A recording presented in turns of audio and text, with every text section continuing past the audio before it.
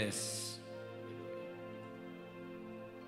Seigneur, ce soir, j'ai dit oui et amen à la prière de ton serviteur.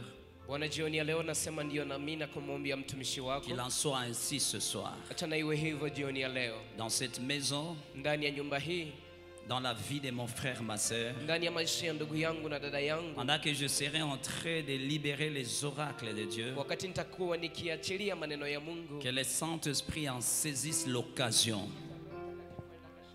et opère dans une vie et qu'une nouvelle saison s'installe. pia yende Un yakaanze. nouveau départ, un nouvel élan si puisse s'installer dans la vie de celui-ci. Nous prions pour ta parole, nous prions pour nous-mêmes, que l'Esprit de Dieu nous pousse à parler de sa propre part, et nous prions pour l'auditoire.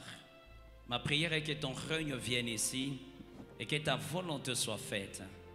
Au nom de Jésus-Christ, Kwa jina la nous Yesu. acclamons ta parole. Tunashangilia neno la Bwana. Je disais, on acclame la parole de Dieu. Nilisema tunashangilia neno la Mungu. Hier, je vous ai dit la différence entre les acclamations et les applaudissements. Niliwapatia utofauti kati ya shangwe na Je kupiga disais, on mkono. acclame la parole de Nilisema Dieu. tunashangilia neno la Au Mungu. commencement, c'était la parole. Mwanzoni palikuwa na neno. Et la parole était Dieu. Na neno ilikuwa Et la Mungu. parole était avec Neno Dieu. ilikuwa pamoja na Et cette Mungu. parole a vêtu la chair. Na neno Elle a vécu dans la chair ilifika au mwili. milieu de son peuple. Miongoni mwa Et watu cette wake. parole est disponible ce Na soir neno hilo likuwa hapa pour jioni ya changer leo. toutes Kwa choses. ajili ya kubadili Tout kila a kitu. été créé par la parole. Yote umeumbwa na Est-ce qu'on neno. peut acclamer la Je tunaweza parole de kushangilia Dieu? neno. Yes, thank you. Alléluia. Amen. Parce que tu l'as bien fait, qu'il en soit ainsi dans ta Sababu vie. umefanya vizuri, acha iwe hivyo maishani Que mwako. tes acclamations te connectent au ciel. Acha shangwe zako zikushirikishe na Et que la mbingu. grâce de Dieu coule jusqu'à t'atteindre au Na nom de neema ya Jésus. Mungu itiririke hadi ikufikie kwa jina la Et que Yesu. ton histoire change. Ili kwamba historia yako Bien, ibadilike. sans tarder, nous voulons vraiment filer. Bila kugawa tunatafuta songa mbele. Parce que la personne du Saint-Esprit, Sababu mtu wa Roho Mtakatifu ce n'est pas une personne sur laquelle on peut enseigner une semaine. sio mtu ambao unaweza kufundisha juu yake wiki moja. Je vous dis vrai, je peux enseigner sur le Saint-Esprit toute une vie. Nawaambia naweza kuhubiri juu ya Roho Sans me Mtakatifu maisha répéter. yote bila kujirudilia. Et donc, croyez-moi, je ne prétends pas croire que vous aurez tout dit sur le Saint-Esprit. Na muniamini kabisa, sitafikiria kwamba nitawaambia yote. Mais je juu ya crois Roho que le Mtakatifu. même Saint-Esprit lui-même, Lakini naona ya kwamba ule Roho il Mtakatifu vous mwenyewe expliquera les choses d'une manière amplifiée, atawafasiria mambo hayo kwa au-delà undani, même de mon enseignement, au-delà de mon hata intervention. zaidi ya mafundisho Parce que c'est un nitakayoyatoa. enseignant qui vit à nous. Sababu ni mwalimu anaishi ndani mwetu. Alléluia. Amen. Mais nous allons tenter quand même d'atteindre certains objectifs escomptés Lakini tutapima kutimiza shabaha fulani pour la tulizozitayarisha gloire de notre Dieu. kwa ajili ya utukufu Je wa voudrais Mungu dire wetu. merci à Dieu qui a rendu possible cette soirée plutôt. Ningependa nimshukuru Mungu ambaye amefanya kwamba jioni ya leo iwe. Je dois avouer celui qui a rendu possible cette soirée. Ni yeye ndiye ambaye ameweza kufanya kwamba Je vais vous hii dire une jioni chose iwe. vraie, sincère. Nitawaambia kitu kimoja cha kweli. Je comprends pourquoi la Bible nous dit vaut mieux aller dans la maison de l'Éternel. Naelewa sababu gani Biblia inasema kwamba ni heri kuingia nyumbani mwa Bwana. Et même le même David dit un jour dans tes parvis vaut mieux que 1000 ailleurs. Hata Daudi anasema kwamba siku moja ndani ya hekalu lako ni zaidi ya miaka 1000. Il y a des versets pour les pengine. comprendre. Kuna shairi ambazo ili Il faut uzielewe. traverser certaines circonstances pour les comprendre. Yaomba upitie hali fulani za maisha, majira Sinon, ils vont fulani rester ili au uelewe. niveau de la théorie, Lakini ukibakilia tu kwa mafundisho mais jamais tu le vivras. hautaishi. Je ne vais pas vous intimider, Sipendi mais je niwaogopeshe, vais quand même vous dire la vérité. lakini nitawaambia kweli. La journée d'hier, Mchana wa jana l'ennemi Satan Lucifer Belzéboul, le roi des mouches, shetani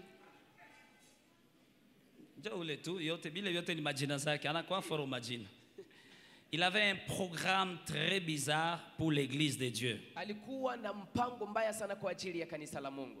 Pendant que je priais ce matin, Nilipokuwa nikiomba asubuhi ya leo, j'ai subi quelque chose. Dieu voulait m'expliquer quelque chose qui allait se produire aujourd'hui très tôt matin. Nilipata kitu, Mungu alitamani kunifasiria kitu ambacho kingepaswa fanyika leo asubuhi. Selon le programme satanico-luciférique, Kufuatana na mpango wa shetani Lucifero, il voulait que nous puissions perdre un archois ce matin vers 5 heures. alitamani kwamba tumpoteze mwanamemba wa kanisa hii Et pasa puis 11 pas za n'importe asubuhi. lesquels. Lakini haiko De mwanamemba sorte que sa aizungani. mort allait nous cribler, nous troubler, nous perturber. Kifo chake kabisa kingetuhuzunisha na kututikisa sana. Mais le Seigneur m'a dit ceci. Lakini Bwana kaniambia hivi. Grâce à la louange d'hier Kufuatana kupitia et sifa za jana à la louange et à la prière d'hier, na sifa na maombi ya jana, cette coupe a été transportée. ile kikombe kimehamishwa Et le matin, asubuhi. pour que je comprenne cela, Ili kwamba nielewe, j'ai reçu une attaque face à face très tôt matin à 5 heures. nilishambuliwa kabisa ana kwa ana. Ilikuwa pasa Je me réveille comme ça, je mets asubuhi. les pieds par terre. Naamka na weka mguu Et chini, puis je sens une flèche exceptionnelle me frapper. Je suis tombé par terre. nikasikia mshale kabisa ya hatari J'essaie de me inanipiga relever, je nikaanguka. suis tombé, je perdis connaissance. Ninapima kusimama, ninaanguka, napoteza Et j'ai hata commencé un ufahamu. combat Na spirituel. nikaanza sasa vita Et vya c'est dans kiroho. ce combat-là que je vais comprendre la réalité qui devait se passer. Na ni ndani ya vita hivyo ndivyo nikaelewa Pour cela, sasa je ukweli bénis ambao ungepaswa énormément kupatikana. le Seigneur. Na ndiyo maana nabariki jina la I Bwana, praise Him.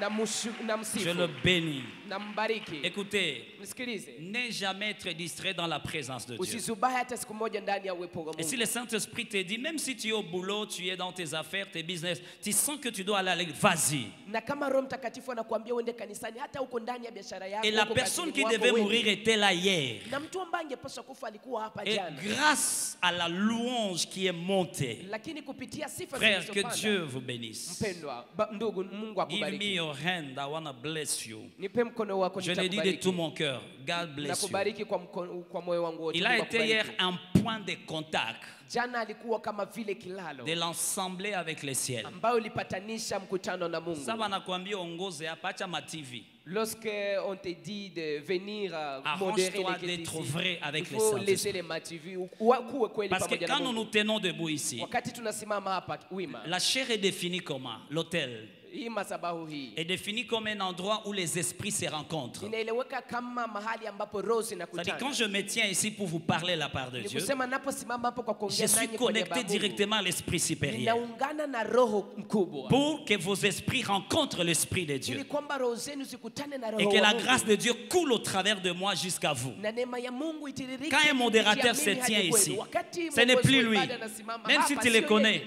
Hata kama unamjua, Ne joue jamais avec les cultes. usicheze hata siku moja na ibada.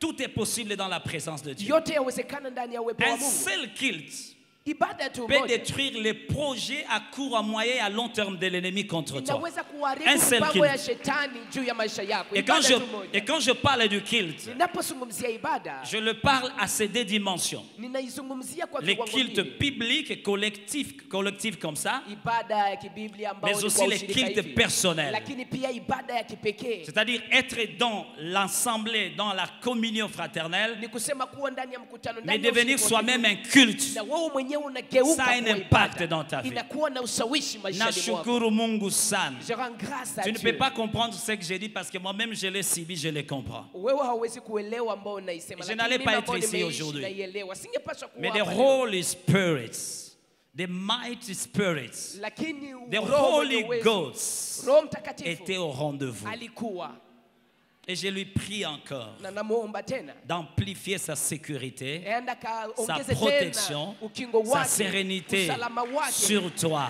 na amani À yake juu l'aller yako. comme au retour, Unapoenda, à unaporudi, l'entrée comme à la sortie, unapoingia, unapotoka. chaque instant, minute, seconde, tierce, Kila chaque dakika, heure, sekondi, chaque jour, semaine et mois, kila au saa, siècle des siku, siècles, mwezi, que wiki. Dieu te protège. Milele na Je milele te acha Mungu place akulinde. sous les ailes de son plumage. Na kuweka Je te chini rends ya invisible, mabawa yake, na kuona- intouchable, na kufanya hawezi invulnérable à toutes sortes d'attaques. hawezi kuguswa Les na kila attaques du mashambulizo passé, yote, ya les zamani, combats d'aujourd'hui ya et les leo, combats à venir. na vita Au nom vitakavyokuja, kwa de jina la Jésus. Yesu.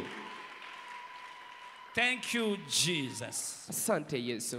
Merci à maman Merci kwa mama. à tous les hommes de Dieu. Asante kwa watu wote wa Merci Mungu. à l'intercession. Asante kwa Vous waombaji. faites un grand travail sans le savoir. Mnafanya kazi kubwa bila kujua. Merci à la modération. Asante kwa Merci uongozi. à la chorale. Asante kwa kwaya. Protocole, merci. Asante Et à vous protokoli. tous qui êtes venus pour écouter la parole de Dieu, Na nyote mliokuja nous vous kusikiliza neno la remercions Mungu. sincèrement. Tunawashukuru kabisa kwa Merci kweli. Némi Asante, pour merci. la force et la disponibilité. Merci.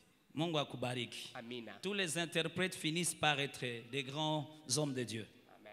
Tous les interprètes sérieux et qui ont de vision finissent par être des grands alors, pas de n'importe. Hapana haizuru nani. Juu kila mtumishi anapita hapa na kuambukiza, anakupa kakitu anaenda, anakupa kakitu anaenda, Amen. anakupa kakitu anaenda. Amen. Haleluya. Amen. Kisha unakuwa na bitu.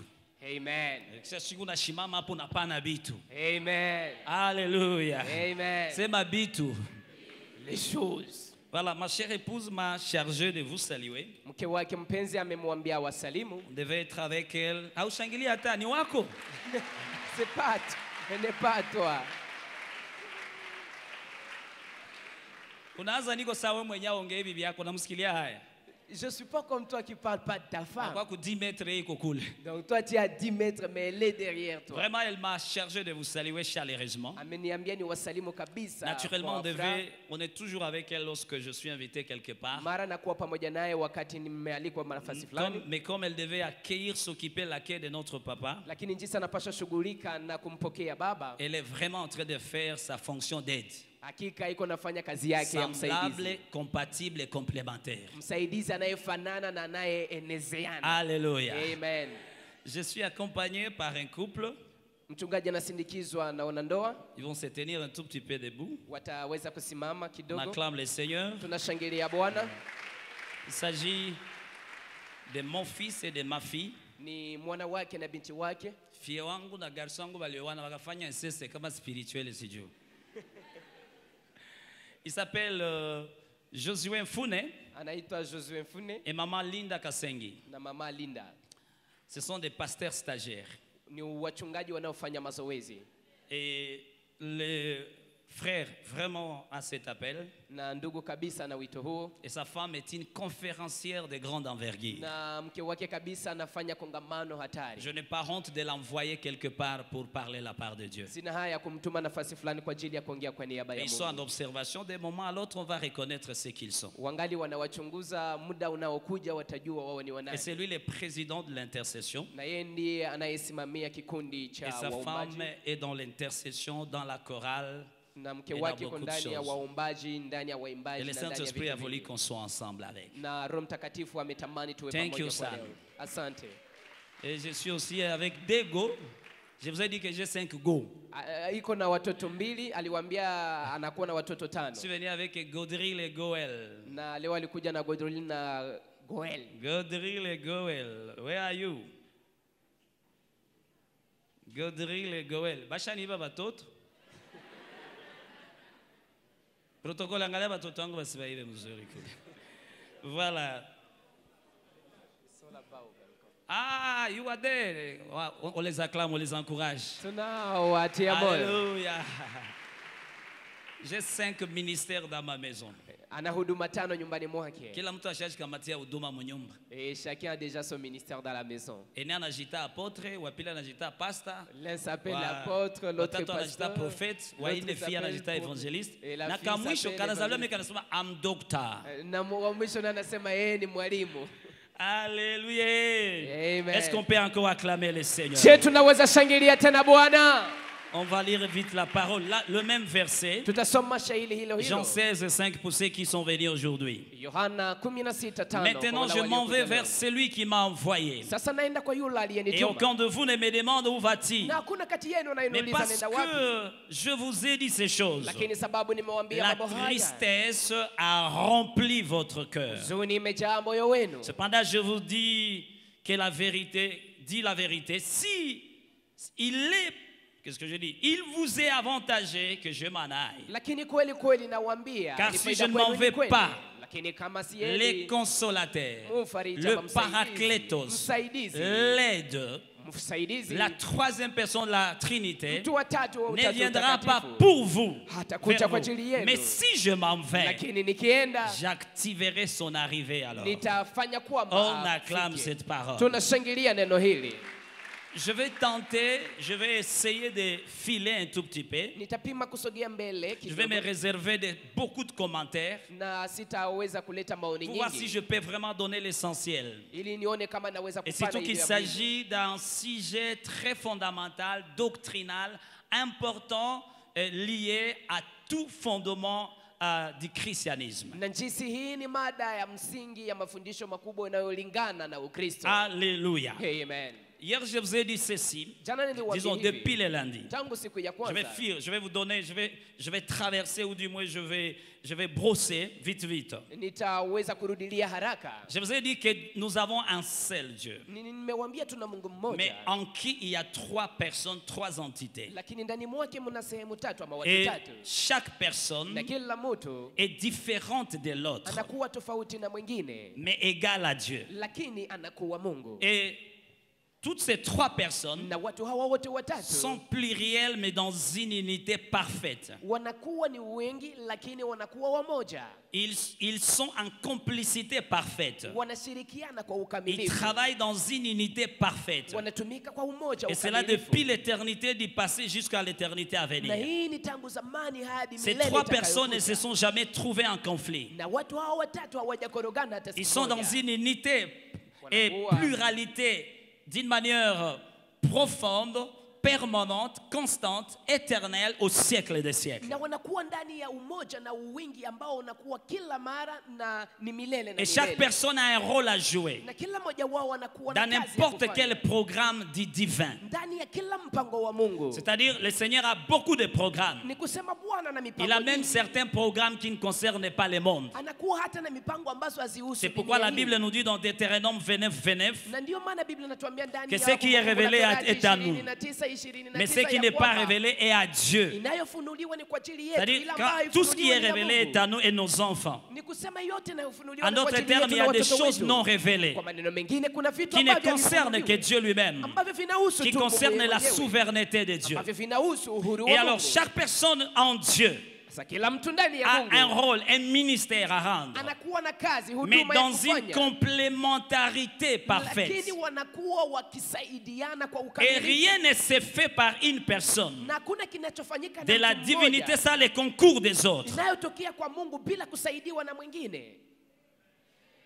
J'ai aimé, il y a une sœur qui m'a appelé, que Dieu la bénisse. Napenda kuna dada moja Elle m'a aliyeniita, Mungu encouragé ambariki. beaucoup à vous enseigner davantage. Alinitia moyo kabisa niendelee kuwafundisha Elle a sana. témoigné, elle a dit, Aliweza kushuhudia, c'est la akasema, première fois que je comprends la Trinité de cette ni manière. mara ya kwanza naelewa utatu utakatifu namna hivi. À un moment donné, quelqu'un pouvait me poser la question d'expliquer pourquoi il y a Dieu le Père, Fils et Saint-Esprit. En tout cas, je dois avouer, je ne pouvais jamais m'en sortir. Anasema kwa wakati mmoja wangeniuliza nifasirie Mungu Baba, Mais la Mwana na manière Roho dont Mtakatifu singeweza tu as explicité kufasiria. les choses pédagogiquement, j'ai compris facilement. Lakini namna uliweza kufundisha vitu kama vile mwalimu nilielewa vizuri. Alors, en vous enseignant qui est le Saint-Esprit, Ninapowafundisha Roho Mtakatifu on ni devait nani, parler de comment Dieu est constitué. tungepaswa kuzungumzia namna Parce que gani je ne Mungu peux pas vous anaundwa. parler du Saint-Esprit sans vous parler du Père et du Fils. Sababu siwezi kuwazungumzia juu ya Roho Mtakatifu bila kuwazungumzia juu ya Baba Parce na que Bwana. c'est ça, c'est comme ça que Dieu est constitué. Sababu ni hivyo ndivyo Mungu anaundwa. Et je vous ai dit que nous n'allons pas trop parler sur le Père. Na nimewaambia hatutaongea sana juu ya Nous n'allons pas Baba. parler sur le Fils. Hatutaongea sana juu ya Parce qu'ils Bwana. sont très connus. Sababu wanajulikana Mais la sana. personne de la divinité moins connue, Lakini mtu wa uungu ambaye moins anasaulika, prêchée seulement le jour de la Pentecôte, ambaye hahubiriwi sana lakini anahubiriwa tu siku ya moins Pentekoste, consultée. ambaye hawamchunguzi C'est le sana, Saint-Esprit. ni Roho Mtakatifu. En tout cas, nous parlons du Saint-Esprit. Hakika tunazungumzia Roho Rarement. Mtakatifu na Même nous hatumwongelee qui sana. sommes le prédicateur. Hata sisi ambao ni Souvent, wahubiri, nous prenons le Saint-Esprit comme un garçon de course. mara tunachukua Roho Mtakatifu kama C'est mtu wa lorsque nous voulons kutuba. l'utiliser que nous l'appelons. Ni wakati tunatamani kumtumia ndipo Et tunamuita. il arrive des fois où nous l'appelons alors qu'il n'est pas loin de nous. Il est là, mais nous l'appelons par ignorance. Na inafikia wakati tunamuita ijapokuwa iko hapo, tunamuita tu sababu Parce que Dieu n'a hatujui. jamais été absent. Sababu Mungu hajakuwa haiko. Dans la présence de Dieu, Ndani ya uwepo wa Mungu il y a deux dimensions. kunakuwa Il y a viwango la mbili. présence qu'on appelle l'omniprésence de kuna Dieu. uwepo ambao wanaita uwepo wa mahali yote Et ya à Mungu. partir de l'omniprésence, Na kuanzia ile Dieu est uwepo wa partout, Mungu même en nafasi enfer, yote. il est là. Mungu iko nafasi yote hata ndani ya moto. Mimi wa milele. nakuchanganyikisha. Est-ce que je te confonds? Mimi nakuchanganyikisha. Est-ce que tu es confus? Dieu nasema enfer.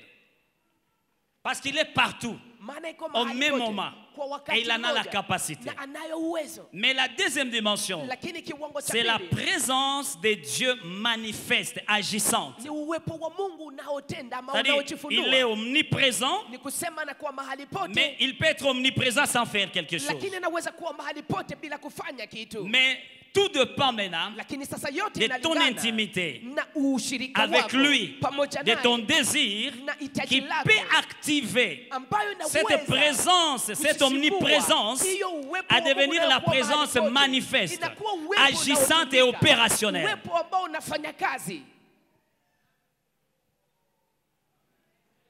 C'est ça les saintes, disons, la Trinité. Hii ndio utatu Et je utakatifu. dis ceci vite, Na nikasema hivi haraka que le Père ya kwamba Baba n'est pas égal au Fils, siye mwana, le Fils n'est Mwana pas égal au si Saint-Esprit, Roho Mtakatifu ainsi de suite, vice-versa. na kadhalika. Mais le Père est Dieu, Lakini Baba le ni Fils Mungu, est Dieu Mwana ni et le Mungu, Saint-Esprit est Dieu. na Roho Mtakatifu ni Ils Mungu. sont tous dans ce qu'on appelle les sens spirituels. Wanakuwa ndani ya ile ambao wanaita Ou alors les sens inayofasiria umungu, substantiels selon la divinité. inayoamanisha umungu. Je sais que ce sont des termes compliqués, mais je sais que l'Esprit de Dieu est là pour nous expliquer. Najua kwamba ni maneno ambayo ni ngumu, lakini Roho Mtakatifu Bon, yuko hapa kwa haiko kutufasiria. vile gisi, mimi nataka tu bisema, mais haiko vile ndio hawezi jifunza Mungu kama akurevelea yeye. C'est pas comme ça, mais je vais Tukamate essayer tu de ça parler. Tu liai, peux pas apprendre muliai le Dieu si muko tu ne jaune sais pas. d'œuf, muko vile vya mweupe Voyez sawa, l'œuf, il y a le jaune na d'œuf, muko liganda. il y a la partie Jina là, yayo yote blanche, nini? et il y a le corps. Liai. Tout ça c'est le Ile jaune l'œuf. d'œuf jina yo liai. Le jaune d'œuf c'est Bile l'œuf. vitu vya maimai vyo banavitaka nyibe mlisomaka tu nilikuwa nakimbia ile masomo. Donc ça mwalimu alikuwa anaingia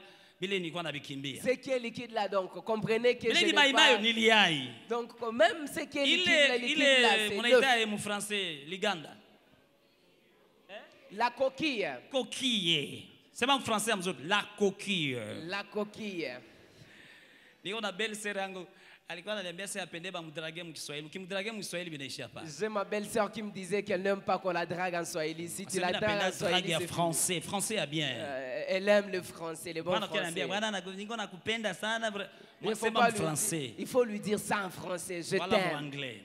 Alors, Ou bien en anglais. ile coquille nayo nilia, Na ile liganda nayo ni mais liai. ile coquille haiko jaune d'œuf. Mais la coquille n'est pas le Na jaune ile d'œuf. jaune d'œuf haiko ile kitu ya ile vya mweupe. Le jaune d'œuf n'est pas Lakini le vyote liquide. vinatumika pamoja. Mais tout travaille Jina yayo nini? ensemble. Et le Liai. nom c'est quoi? C'est l'œuf.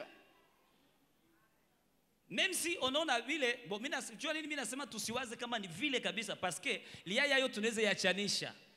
Je Vous vais. voyez? Voilà pourquoi je. Mimi naweza tosha jaune d'œuf On peut séparer l'œuf. na vile bingine mais On y Mungu retire le yeye jaune d'œuf. sasa. Mais Dieu lui on ne Yeye peut pas hatuwezi lui séparer. mwachanisha. Dieu ne peut pas lui séparer. On ne peut pas séparer le Père, le Fils et le Saint-Esprit. Hawezi Ce kuwachanisha sont trois Mungu, personnes Baba, Mwana na inséparables Roho Mtakatifu. pour Watu l'éternité. tatu ambao hawezi kugawanyika Et hadi elles milele. agissent ensemble pour Na l'éternité. wanatenda pamoja Dans hadi la milele. conformité, Pamoja dans na la ndani ya complicité. ushirika, ndani ya urafiki Pour ton bien. kwa ajili ya mema yako.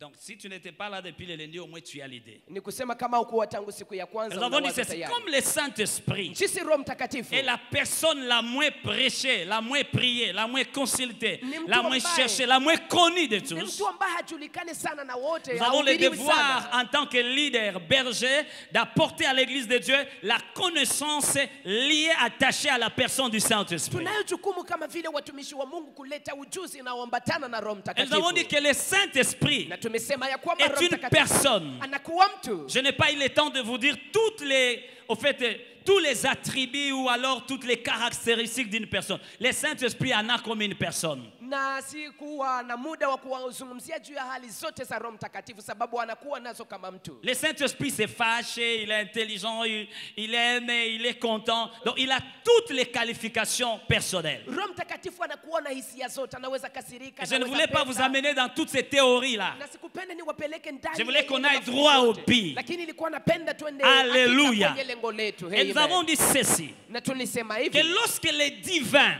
ya kwamba wakati Mungu les divins, Mungu quand je parle du divin, ninapozungumzia Mungu je vois ces trois entités de la divinité. naona hii sehemu tatu ya Le Mungu. Père, le Fils et le Saint-Esprit. Baba, Mwana na Roho Mtakatifu. Lorsqu'ils ont quelque chose Wakati wana kitu à accomplir sur la watu terre wanapaswa des hommes, kutimiza hapa duniani, ou alors dans une vie, ama ndani ya maisha c'est fulani, l'Esprit de Dieu ni Roho wa qui est Mungu chargé de l'accomplissement. ambaye anaitwa kutimiza. Même lorsque Jésus devait venir, Hata wakati Yesu angepaswa il kuja, fallait qu'on utilise l'Esprit, c'était son rôle, son ministère. ilikuwa inapaswa watumikishe Roho Mtakatifu, Donc, maana bali ilikuwa watu tatu kazi yake. habaingiliane mu makazi.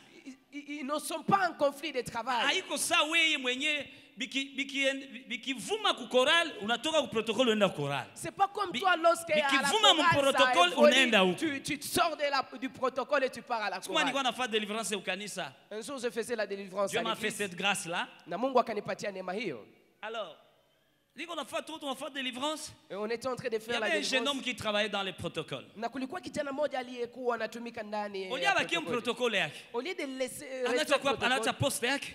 il a laissé son poste. Anaenda kujio. Siku mwa pepo ilimpa kofi akaregrete. Et un jour, le démon l'a giflé. Il a Sabi regretté. natoko kwa nikamwambia peti uko munini? Je lui ai dit, tiens Mbona usa dans quoi? shetani wa kutumikisha kuna tu ne sais pas en quoi est-ce que tu es. Haujui uko ndani ya nini? Alors les trois personnes de la Sasa divinité wale watu tatu wa Mungu sont très respectueuses. wanaheshimiana. Chacune respecte l'autre d'une manière mystérieuse et parfaite. Kila mmoja anamheshimu mwenzake kabisa kwa kisiri na Et kwa ça devait ukamilifu. être ça notre modèle. Na hii ndio ingepaswa kuwa mfano Lorsque la wetu. Bible nous dit que tout doit être fait selon les modèles divins, c'est ça exactement. Wakati Biblia inatuambia kwamba yote inapaswa kufanyika kufuatana na mfano Alors tout ce que Dieu veut faire sur la terre, il le fait par le Saint-Esprit. Alors vous qui êtes en conflit avec le Saint-Esprit, quels que soient vos gènes de prière, quels que soient vos versets remplis les têtes, si tu n'as pas une bonne intimité avec le Saint-Esprit, tu as tapé à côté. Tu ne bénéficieras jamais de toutes les bénédictions qui sont en haut dans le ciel et sur la terre. C'est pourquoi tu dois, rassure-toi que tu es en bonne relation avec le Saint-Esprit. Tu peux jouer avec Dieu le Père. Tu peux jouer avec Dieu le Fils. Quelqu'un a injurié Dieu le Fils. Qu'il était Belzéboul et que sais-je encore. Mais la Bible nous dit, si tu oses injurier le Saint-Esprit, tu vas subir. Voyons comment Ananias et Saphira ont osé un jour. Et ils pensaient qu'ils étaient en train de mentir à l'homme de Dieu. Et l'apôtre Paul dit, l'apôtre Pierre dit, ce n'est pas un homme que tu as menti. Tu as menti au Saint-Esprit. On ne ment jamais le Saint-Esprit. Cheza na Yesu, Yesu unaweza mpiga, unamtia kumsalaba, anazinyamazia juu hivyo anakukufia, ndio kazi yake. Mais Saint-Esprit hapana. Mais le Saint-Esprit non. Ça vile jina yake anasema Saint-Esprit. Jina yake inaitwa Roho Mtakatifu. Et il ne coopère jamais avec n'importe qui. Na yeye ashiriki na mtu wa Il coopère avec la nature de la sainteté. Anashiriki pamoja na utu. Parce que ça fait partie même de son ministère. Sababu hii ni mojawapo ya huduma yake. Alléluia. Amen. Alors j'ai dit ceci hier. Sasa nikasema hivi jana. Rien ne peut se faire sur la terre. Hakuna kinachoweza Alors kufanyika rien. Hakuna Si chochote. l'Esprit de Dieu n'intervient pas. Kama Roho wa Mungu C'est lui l'exécutant. Yeye ndiye anayetimiza. C'est lui, je ne sais pas, au fait, c'est lui qui doit tout faire. Ni yeye ndiye anapaswa kufanya yote. Même dans la création, Hata ndani ya uumbaji. Dieu était là. Mungu alikuwa Dieu hapo. ne faisait rien. Mungu hakufanya Mais chochote. Dieu disait. Lakini Mungu Et alisema. l'Esprit prenait, Na Roho et Mtakatifu c'est l'Esprit qui alichukua. agissait. Na Roho ndiye alitimiza. Même dans le salut, Hata ndani je ya vous ai wokovu. expliqué combien les trois personnes agissent, Niliwafasiria mais namna celui gani qui wale watu tatu accomplit wanatumika, lakini la anayetimiza. dernière chose, c'est le Saint-Esprit. Anayetimiza jambo la mwisho ni Roho Mtakatifu.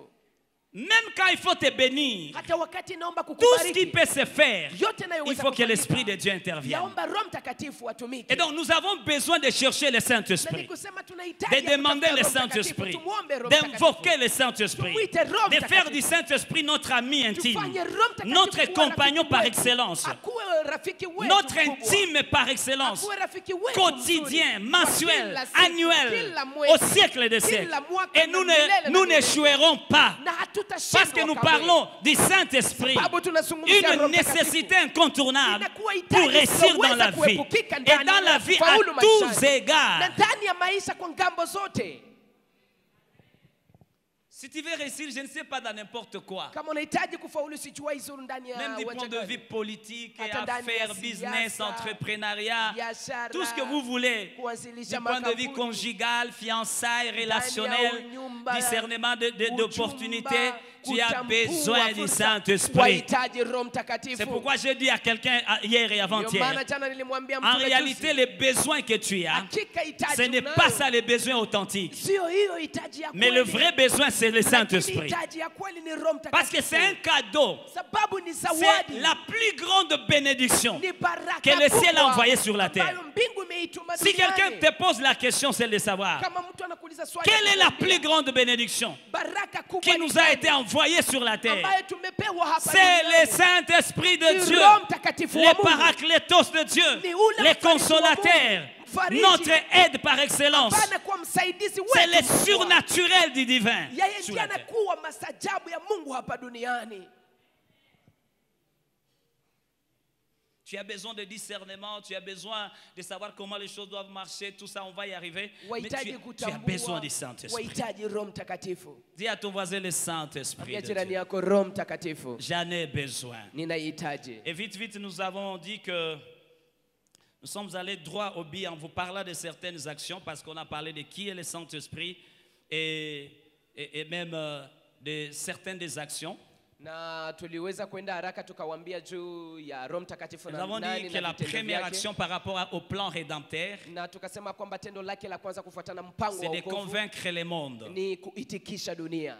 Quand le monde est convaincu, Wakati dunia inaitika, au même instant, le Saint-Esprit témoigne de Jésus. hapo hapo Roho Mtakatifu anashuhudia juu Et ya Yesu. après la conviction et le témoignage, Na kisha wokovu le na même ushuhuda, Saint-Esprit produit la repentance, ile Roho Mtakatifu inaleta la toba, métanoïa. inaleta Et mabadiliko. lorsque la repentance est bien acquise, Wakati toba kabisa la imeonekana, repentance produit ce qu'on appelle métanoïa, c'est-à-dire un demi-tour, la conversion. na hii toba inaleta ile ambao wanaita Et kuongoka lorsque la ama kugeuka. conversion est acquise, Na wakati unapata le kuongoka, Saint-Esprit s'autorise maintenant Roho Mtakatifu anajipa de ruhusa pénétrer sasa dans la vie du nouveau croyant kuingia ndani ya maisha ya mwamini pour mpya y vivre, y demeurer et faire d'autres opérations. kwa ajili ya kuishi, kudumu na kufanya kazi Parce que je vous zingine. ai dit du Saint-Esprit dans le monde ou en Sababu dehors de toi. nimewazungumzia juu ya dunia, En dehors duniani, de Néhémie, nje ya il Nehemia convainc Néhémie de son péché. anaitikisha de la Nehemia juu ya dhambi justice et du zake, jugement. juu ya haki ya Mungu na En hukumu dehors, yake. au même instant, d'une manière mystérieuse, Na kwa wakati huo, kwa mastaajabu, il lui présente la solution à ce jugement anamwonyesha suluhisho kwa en hiyo témoignant hukumu, de Jésus, akishuhudia en juu ya Yesu, certifiant que c'est Jésus qui est la solution. akihakikisha kwamba Car Yesu le ni salaire suluhisho. du péché, c'est la mort. Sababu Mais mshahara le wa don dhambi ni gratuit de mauti. Dieu, c'est la vie éternelle en Lakini Jésus-Christ. zawadi bure ya Dès Mungu que ni le uzima wa milele ndani ya témoignage, Yesu Kristo. c'est sale, Wakati il ile y a la ushuhuda repentance qui imewekwa, se produit. kuna toba ambayo inakuja, La transformation, la mabadiliko, conversion, kuongoka, le regret de son état. kujuta juu ya Et une hali fois ce yako. regret est Na acquis wakati aussi, ile kujuta imefika, directement, il y a ce qu'on appelle le renouvellement hapo hapo kuna ile ambayo ou la inaitwa nouvelle naissance kuzaliwa ou upya, alors la ama régénération. kuzaliwa upya. C'est là que l'Esprit de Dieu communique à l'Esprit de l'homme la vie de Dieu. Na hapa ndipo Roho wa Mungu anampatia Ton mwanadamu esprit uhai wa Mungu. reçoit la vie de Dieu Na roho yako inapokea uhai wa pour Mungu éclairer tout ton corps kwa et toute ta ajili ya vie. kuangazia maisha yako Et dès que yote le na mwili wako renouvellement wote. est acquis, Na wakati hii kufanya upya l'Esprit imepatikana, s'autorise maintenant Roho Mtakatifu de anajiruhusu sasa pénétrer dans ta vie aingie maishani pour mwako faire de ta vie ili afanye maisha sa yako demeure, kuwa hekalu, sa maison, kuwa nyumba son yake, makao temple. yake, hekalu lake. Dis à ton voisin, tu es le temple du Ambia Saint-Esprit. jirani yako, wewe ni hekalu la Roho Mtakatifu. Bwana Yesu asifiwe. Amen. Sema samporo amen ya mrefu. Bwana Yesu asifiwe. Amen. Hallelujah. Amen. Et hier, nous avons dit que lorsque nous sommes renouvelés, Jana tulisema ya kwamba wakati tumefanya le upya, renouvellement n'est pas une amélioration, hii kuzaliwa upya sio mais kama c'est une kuboresha, récréation. lakini ni kuumbwa upya. C'est-à-dire tu deviens un nouveau toi. Ni kusema unakuwa wewe mpya, Tu deviens le vrai toi. unakuwa wewe wa Parce que kweli, l'ancien toi est mort par le péché. sababu wewe wa zamani amekufa ndani ya Mais dhambi. le vrai toi Lakini wewe est wa une kweli nouvelle création. inakuwa ni kiumbe Ce qui est kipya. ancien passe, Ile iliyokuwa toutes choses zamani sont imepita. renouvelées en toi. Natazama sasa yote ni C'est mapya pourquoi on ndani devait mwako. voir la nouveauté de vie dans chaque chrétien Na né de ndiyo nouveau. maana tungepasha kuona upya wa maisha ndani ya kila Mkristo Le mal aliyezaliwa est qu'il y a upya. incompatibilité entre ce que nous voyons et ce que tu nous dis que tu es devenu. Na shida ni kwamba kuna utofauti kati ya ile ambayo tunaona na ile ambayo Or la Bible nous dit on les connaîtra par le fruit. Ijapokuwa Biblia inasema watawajua kufuatana na matunda yao. Et c'est ainsi que l'Esprit de Dieu vient vivre en toi Na avec ni Jésus, hivyo avec tous ndivyo les divins. Roho Mtakatifu anakuja ishi ndani mwako pamoja na Yesu C'est-à-dire na tu Mungu mzima. c'est pourquoi même la Bible, j'aime ce que la Bible dit. Na napenda ile ambayo Biblia inasema. 1 Corinthiens 3,16 dit, ne savez-vous pas que vous êtes le temple de Dieu Wakorintho wa kwanza 3:16, je, et que l'Esprit de Dieu habite en vous? Soulignez cela. Roho wa Mungu Dis à ton anakaa voisin, ndani mwenu. l'Esprit de Dieu habite en toi. Ambia jirani yako, Roho wa Mungu Ça, c'est anaishi important à ndani savoir. mwako. Hii ni ya muhimu Le kuelewa. Saint-Esprit, Roho Mtakatifu, on ne l'appelle pas, hawamuitake. on ne l'active pas. Hawamuhisi Il vit en toi. lakini anaishi Il ndani dort mwako. avec toi. Analala na Il wewe. va au marché avec toi. Anaenda Il sokoni va au na boulot wewe. avec toi. Anaenda kazini Il fait pamoja tout na avec wewe. toi. Anafanya Il yote est avec pamoja moi en nawe. prêchant. Iko pamoja Il nawe est là. ninapohubiri, Il iko vit en hapa. moi. Anaishi C'est mon ndani enseignant. mwangu. Yeye ni C'est mwalimu mon wangu. guide. Yeye C'est ndiye mon mwokozi gouverneur. wangu. Yeye ndiye anayenitawala. Dis-lui, il vit en toi. Anaishi ndani mwako. Et s'il vit en toi, aucun autre esprit ne peut faire face à toi. Na kama anaishi ndani mwako, hakuna ingine roho inaweza C'est pourquoi kupingana quand na les wewe. satanistes nous voient, Ndio maana wanao ils ne kuwa voient ndani ya pas vyama vya Théo, uchawi mais ils wanapotuona voient wasione Jésus en sisi, moi. lakini wanaona Yesu ndani mwangu par la puissance du Saint-Esprit. kupitia uwezo wa Il Roho dit, ne Mtakatifu. savez-vous pas Anasema, je, que le hamjui Saint-Esprit vit en ya vous? kwamba Roho Mtakatifu Jean anaishi ndani 14, mwenu? 17, la dernière partie dit Yohana ceci. 14:17, L'esprit de neno la Mungu vérité linasema, Roho wa que le ukweli, monde ne peut ambao recevoir ulimwengu huwezi parce kupokea, qu'il ne les voit point sababu et ne les haumuoni connaît point. na haumjui. Mais vous, Lakini dis à ton nyinyi, voisin, vous, ambia jirani yako nyinyi, mais vous, lakini nyinyi, allez-y, vous, nyinyi, vous les connaissez, nyinyi car il mnamjua, demeure avec vous sababu anakaa pamoja et il nanyi sera en vous. na atakuwa ndani Si j'étais toi, mwenu. j'allais acclamer la présence du Wewe Saint-Esprit. ningeshangilia Il uwepo wa demeure Roho en vous Mtakatifu. et il sera Anakaa en ndani vous. mwenu na ataishi ndani mwenu. Et j'aimerais ouvrir une Na parenthèse. ningependa nizungumze juu ya kitu Le moja haraka. Saint-Esprit ne demeure pas en vous Roho Mtakatifu adumu ndani mwenu pour être passif, ili kwamba basi bila s'asseoir. kutumika Il est ikae. en vous pour agir. Iko ndani mwenu ili atumike. Depuis les temps anciens, Tangu wakati le wa zamani. Saint-Esprit ne s'est jamais arrêté Roho ou reposé. Mtakatifu hajasimama ama kupumzika. Même pendant la création, Hata wakati wa la uumbaji. création a trouvé le Saint-Esprit en train de se mouvoir. Uumbaji ulikuta Roho Là, on Mtakatifu dit que akiwa le Saint-Esprit anatumika. était en mouvement sous les Biblia eaux. inatuambia kwamba Roho Mtakatifu alikuwa Le anatanda Saint-Esprit a juu ya toujours maji. été disponible Roho Mtakatifu pour anakuwa opérer kila un mara miracle, kwa ajili ya kuleta pour muujiza, guérir, kwa ajili pour ya restaurer, kuponya, kwa ajili pour ya changer, kurekebisha, kwa ajili ya pour kubadilisha, orienter, kwa pour ajili ya donner la kuongoza, sagesse, kwa ajili pour ya nous donner kupana l'intelligence hekima, kwa surnaturelle, ajili ya pour kupana nous donner akili, tout ce dont nous avons kwa besoin, ajili ya kutupa pour yote activer le tunayohitaji, ciel. kwa ajili Le ya kufungua Saint-Esprit de mbingu. Dieu Roho Mtakatifu qui wa vit en Mungu toi, anaishi ndani mwako, vit en toi pour agir. anaishi ndani mwako kwa ajili ya kutenda. Le mal, tu n'es pas sensible aux choses d'osier. Na ole ni kwamba hauko makini, Tu n'es pas toujours sensible aux choses spirituelles. hauko makini kwa vitu vya Parce que kiroho. ce sont les sensibles, Sababu ni wale comme wanaokuwa Corneille, makini, kama vile qui Kornelio, peuvent recevoir les choses d'en ambao haut. wanaweza kupokea Là, vitu on dit toka pendant que mbinguni. Pierre Biblia prêchait, inasema Petro il alipokuwa prêchait akihubiri, encore. alikuwa Il anahubiri, parlait de Jésus. alikuwa anaongea Sa juu ya prédication a Yesu. rencontré les Mahubiri esprits yake sensibles yakakuta au roho surnaturel. zilizokuwa makini Et ils firent kwa tous kimbilio. remplis de l'esprit. Wote wakajazwa Et ils commencent na à roho. parler en Na d'autres wakaanza langues. kunena kwa Je lugha prie ce zingine. soir Naomba que jioni le ya leo, Saint-Esprit te rende kwamba Roho sensible. Mtakatifu Si akufanye tu es uwe makini. insensible, qui te rende Kama hauna sensible, umakini, by akupe the umakini. name of Kwa Jesus, jina la Yesu, il vit en toi. anaishi ndani mwako, Il n'est pas loin de toi. haiko mbali na wewe. Romains 8:11 dit ceci. Warumi Et si l'esprit de 8:11, celui qui a ressuscité kama roho wa ule Jésus aliyefufua d'entre les morts Yesu Kristo kati ya habite wafu, en toi, Néhémie, anaishi ndani mwako, si Nehemia. vraiment il habite en Kama toi, hakika anaishi la ndani Bible mwako, nous dit ceci. neno la Mungu Celui qui a linatuambia, ressuscité Christ aliyemfufua Kristo d'entre les morts kutoka rendra wafu, aussi la vie à atapatia vos corps uhai mortels kwa mili par zenu son zinazoweza kufa Saint-Esprit kupitia roho qui wake habite en vous. anayeishi ndani mwenu. Mimi nakimbia haraka sana niseme hivi Je vais trop par rapport à hii rapidement. verse, mimi ndabirudilia Par Mungu rapport à ces akitupa. versets, Si tu n'as pas le Saint-Esprit, kama hauna Roho tu ne Mtakatifu seras pas ressuscité. hautafufuliwa. Amen. Kama utafufuka ile ufufuko ya mwisho ya jugement. Si tu seras ressuscité, tu seras ressuscité. Parce que la résurrection a 3 dimensions. Maana ufufuko Quand unakuwa on na parle de viwango la tatu. résurrection, Wanapozungumzia ufufuko, c'est une expression, inakuwa mais selon les neno, prophétiques, lakini kufuatana na unabii c'est à 3 dimensions. inakuwa kwa viwango tatu. Lorsque Jésus viendra dans la parousie, Wakati Yesu la atakuja, trompette sonnera, les morts en Christ se ressusciteront. baragumu C'est la première. litalia, wafu ndani ya Kristo Mais il y a aussi watafufuka la kwanza. résurrection des martyrs. Lakini kuna ufufuko Pendant la wa- tribulation wa ou après wale la tribulation. mashujaa ndani ya Quand wakati Jésus wa mateso reviendra, makubwa. disons, comme un roi pour juger. Wakati Yesu atarudi kama mfalme kwa ajili ya Souvent, kuhukumu. les théologiens disent c'est là que même les saints de l'Ancien Testament ressusciteront, mais ça reste à vérifier. Na hata watolojia wanasema kwamba watakatifu wa Agano la Kale Mais la watafufuka troisième kwa wakati huu, dimension, lakini naomba tuchunguze c'est la vizuri. résurrection des impies. Na ufufuko Ils wakati wa ressusciteront ufufuko pour wa la waovu, honte éternelle. watafufuka kwa ajili ya aibu ya Alors, milele. pour que upite ku session ya kwanza, Pour que tu passes à la problème première hivi session. tu ya kumasomo muisha bileta na mukiro. Le problème est que vous On avez apita hata kusession ya pili. vous Sawa. avez amené ces choses de l'école même dans l'église. Oh, je vais passer à la deuxième session. Ile ni vituruturu naleta mukiro. Ça, ce sont des choses bizarres que tu amènes dans la Kama upite ku spiritualité. session ya kwanza, Si tu ne passes pas à la première Mungu session, akusaidie. que le Seigneur t'aide. C'est pourquoi je dis aux gens comme ça.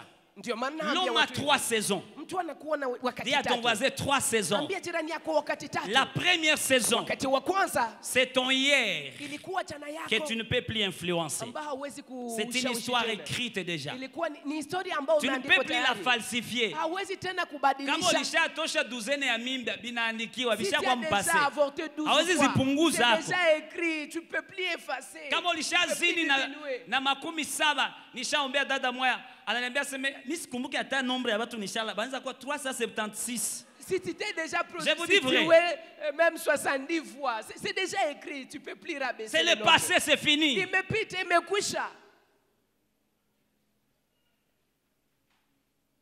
Deuxième saison, Wakati wa c'est pili, ton aujourd'hui. Dis à ton voisin ni ton leo yako. aujourd'hui. Ambia jirani yako leo Mon yako. aujourd'hui, ton aujourd'hui. Leo yangu, C'est leo la yako. seule saison que tu peux rentabiliser. Ni wakati mmoja ambao unaweza Ah, tu n'as pas kufaidisha. compris. C'est la seule saison Ni wakati que tu mmoja dois ambao rentabiliser. unapaswa kufaidisha. Tu dois apprendre à bien gérer ton aujourd'hui. Mpendo, unapaswa jifunza kuutawala Ton vizuri aujourd'hui leo yako. détermine ton lendemain. Leo yako inaonyesha C'est kesho ça yako que tu itakuwa es namna aujourd'hui. gani. Ile ulio C'est leo, ça que tu fais aujourd'hui Ndio unafanya qui leo. définit le ndio lendemain. inaonyesha kesho yako Ton itakuwa avenir namna et ton gani. devenir Kesho yako dépend de na comment kukua tu gères kwako ton kesho aujourd'hui. inalingana na C'est namna pourquoi gani le diable unalinda leo aime yako. nous voler notre aujourd'hui. Ndio maana shetani Perturber anatuiba leo notre yetu. aujourd'hui. Anapenda asumbue leo yetu.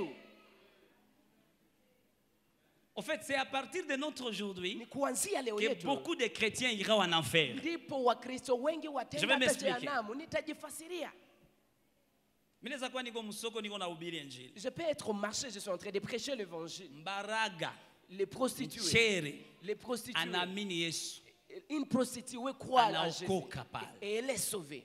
Sasa sasa yeye ikuwa anaokoka. Lorsqu'elle est en train d'être sauvée, Ikuwa na gérer leo yake. elle est en train de gérer son Wewe aujourd'hui. uko na gérer mubaya leo yako. Mais toi, tu es en train de gérer mal Ungali ton aujourd'hui. unapiga kaka 6. Tu es encore en train de prendre la boisson. Unaiwa Vous savez, ni juu tu Mungu bo na utaratibu pamoja na hekima. c'est parce que Dieu, avec Hawezi toute la tusukuma tuseme. sagesse, Mimi la naweza maîtrise des naweza anza soins, bonisho huyu angala na kunywa. Ba mingi munye mimi nakutangala napiga ka 6. je peux vous dire, celui-ci boit encore. Nishaona hata umoya tuko mufeti. Mimi najua ni Mkristo wetu ule wa KDC. J'ai déjà vu quelqu'un. Anakamata, on est dans la anamwanga fête, mai, je le connais. Nous sommes Anakamata dans ile une fête. chupa, anamwanga mobiera anaangalia hivi. Il boit, il prend l'eau, il Anakamata le verse chupa par pili. terre, et Ule ni il prend la Mkristo. pierre, et il Na ni le ouvrier verse. mkanisa. Et c'est un Et ouvrier il s'est dans dit qu'il est en l'église. route vers le ciel. Na iko ndani Parce ya qu'il barabara chante, kwenda mbinguni. parce qu'il fait les Sababu protocoles. anaimba, Bien yuko kwenye aimé, au protocole. ciel, Mpendwa la mbinguni. Bible nous dit, je vous dis, Biblia inasema, comme je vous avais déjà dit, Jinsi nilikuwa ceux qui nimeshawaambia, commettent de pareilles choses wanaofanya n'entreront mambo pas kama au na ciel. haya hawataingia Et même avant mbinguni. que l'apôtre ne dise ça, Hata mbele il a dit, mtume et les aseme, choses semblables. anasema na vitu C'est-à-dire, il y vinavyofanana a na une hivi. liste de choses Kusema kuna à orodha ya nous vitu. maintenant d'aller chercher. Na sasa kwetu Qu'est-ce qui kwetu est semblable à l'impudicité? Nini inayofanana Qu'est-ce qui est uzinifu? semblable au mensonge? Nini inayofanana Qu'est-ce qui est uongo? semblable à Nini l'idolâtrie? inayofanana C'est kwa à kuabudu toi de les miungu? chercher. Ni kwako kuitafuta. Tu n'es ni chaud ni froid. Wewe Et si Jésus moto peut wala revenir. baridi. Na Yesu anaweza Pendant rudi. qu'une prostituée s'en va au ciel, Wakati toi tu vas baraka en nenda enfer. mbinguni, wewe unaenda C'est pourquoi ndani la ya Bible moto. nous dit, Na vaut ndio mieux maana la fin Biblia d'une inasema, chose heri mwisho que wa son kitu commencement. kuliko mwanzo Beaucoup wake. ont commencé, mais beaucoup Wengi n'ont pas achevé. wameanza, lakini Bien aimé, wengi tu hawakumaliza. peux commencer. Wengi waliomaliza. Le problème n'est pas de commencer. Mpendwa, unaweza Le problème kuanza, c'est shida sio kuanza, d'achever. lakini shida ni kumaliza. Troisième saison, Wakati wa tatu c'est notre demain. ni kesho yetu Que personne ne maîtrise ambayo malheureusement. hakuna anayeijua. Qui maîtrise son lendemain? Nani anajua kesho yake? Les passés, je ne gère plus. Iliyopita Mais siwezi si je tena ne fais kuongoza. pas attention avec les Na passés, kama sifanye ça angalisho peut na jana, influencer mon aujourd'hui. inaweza kushawishi leo Parce que yangu. ton passé peut te réclamer au bas de l'échelle, à la case de départ. Sababu jana yako inaweza kukuita tena kwa mwanzo, Mais demain, lakini kesho personne ne le maîtrise. hakuna La langue anayeijua. dit qui sait ce qu'un jour peut enfanter. Nani Biblia inasema nani anajua? Je nini venais de ambao vous donner unaweza un kuzalika ndani ya témoignage. siku. Nimewapatia Qui ushuhuda. sait? Je ne connais pas la personne. Sijui mtu. Peut-être que c'est lui qui devait mourir à 5 heures aujourd'hui. Yawezekana ni yeye ndiye angepaswa kufa leo pasa Et on serait dans le deuil. Parce qu'on ne maîtrisait pas aujourd'hui. sababu tulikuwa tujui leo Wote itakuwa namna tungeshtuka, gani. jana tulikuwa muibada. Mbona tulikuwa? On était Kwanza dans alikuwa les anacheza. avec Niliona alikuwa elle. Elle était en anacheza. train de danser. Bien aimé, Yesu atarudiaka watu yuko wanaoa, Bien-aimé, Jésus reviendra pendant que les gens se Banaolewa. marient. Les gens se marient. bako ma voyage de noces. Les gens sont dans des voyages de Bengine noces. Yesu atarudia biko ma selfie. Les autres, Jésus reviendra pendant qu'ils sont en train de se selfie. Donc Yesu atakuwa, il rien ne change. En fait, il viendra d'une manière subite. Yesu atakuja kwa ghafla. Atakuwa njoo siku uko nasema ngoja kunywe tena kadogo ndaacha kesho. Il Njoo siku viendra les anakuja. jours que tu es en train de dire je vais prendre Na kama encore un hakuya peu, unaweza et kufa puis mbele il hakuya na revient. kufa mwa ile hali. Et s'il ne Parce que vient pas, il y a ce qu'on tu peux appelle mourir dans cet état. l'eschatologie personnelle et l'eschatologie universelle. Sababu kuna ile wanayoita kunyakuliwa kwa kanisa kwa upekee na kwa ushirika. Mimi nakwambia mbaya. Est-ce que j'ai mal parlé? Dis à ton voisin 3 saisons. Ambia jirani yako wakati tatu. Pose-lui la question comment tu les gères Muulize swali namna gani et quel unaiongoza. est leur impact. Na nini ushawishi wao? Alléluia. Amen. Le Saint-Esprit demeure en toi. Roho Mtakatifu anadumu ndani mwako. Et lorsqu'il demeure en toi, Anapokaa il ndani n'est pas mwako, là pour seulement croiser les bras. haiko hapo kwa kupachika Il tu est là mikono, pour agir. iko hapo kwa Et ajili je ya prie kutenda. ce soir Naomba que jioni le ya leo, Saint-Esprit de kwamba Dieu, Roho Mtakatifu qui est wa toujours Mungu, en mouvement, ambaye kila mara entre en anatenda, mouvement dans ta vie, aanze kutenda entre en maishani mwako, mouvement dans ton aanze foyer, kutenda ndani ya entre en unyumba mouvement wako, dans tes affaires, aanze kutenda entre ndani ya en mouvement biashara dans ta yako, santé, aanze kutenda et que ndani plus ya rien afya ne soit yako. comme avant. Na pasiwe chochote Que ce qui te kitakachofanya faisait kama pleurer, zamani, lorsque kilichokulisha, l'Esprit de Dieu hata Roho sera Mungu opérationnel par ta sensibilité, que les choses changent acha vitu by the name of vibadilike Jesus. kwa jina la Yesu. Possible. Yawezekana. Maintenant, le Saint-Esprit à nous ce Sasa soir. Roho Mtakatifu Dis à ton ndani voisin, yetu. le Saint-Esprit maintenant à nous. Ambia jirani yako Roho Parce que Mtakatifu nous sasa avons ndani dit, mwetu. quand il quitte le monde, Tulisema anapotoka il dunia, fait un travail sur l'homme, sur le anafanya monde, kazi juu ya mais dunia, il entre dans l'homme lakini anaingia ndani ya pour mtu agir, kwa ajili ya pour kutenda, faire le travail de continuité. kwa ajili ya kufanya Il y a kazi, d'autres kuendeleza kazi. opérations Kuna kazi que le zingine Saint-Esprit doit accomplir, ambazo Roho Mtakatifu anapaswa kutenda. parmi lesquelles Miongoni mwazo le Saint-Esprit à nous maintenant, Roho Mtakatifu ndani mwetu il nous sasa scelle. Dis à anatupatia ton voisin, chapa. il nous scelle. Ambia jirani yako On y anatupatia va chapa. tous, il nous scelle. Anatuvika chapa. Tu peux oublier tout, mais tu vas dire, il nous scelle. Unaweza sahau yote, anatupatia chapa mamhuri. Écoutez-moi très bien. Nisikilize vizuri.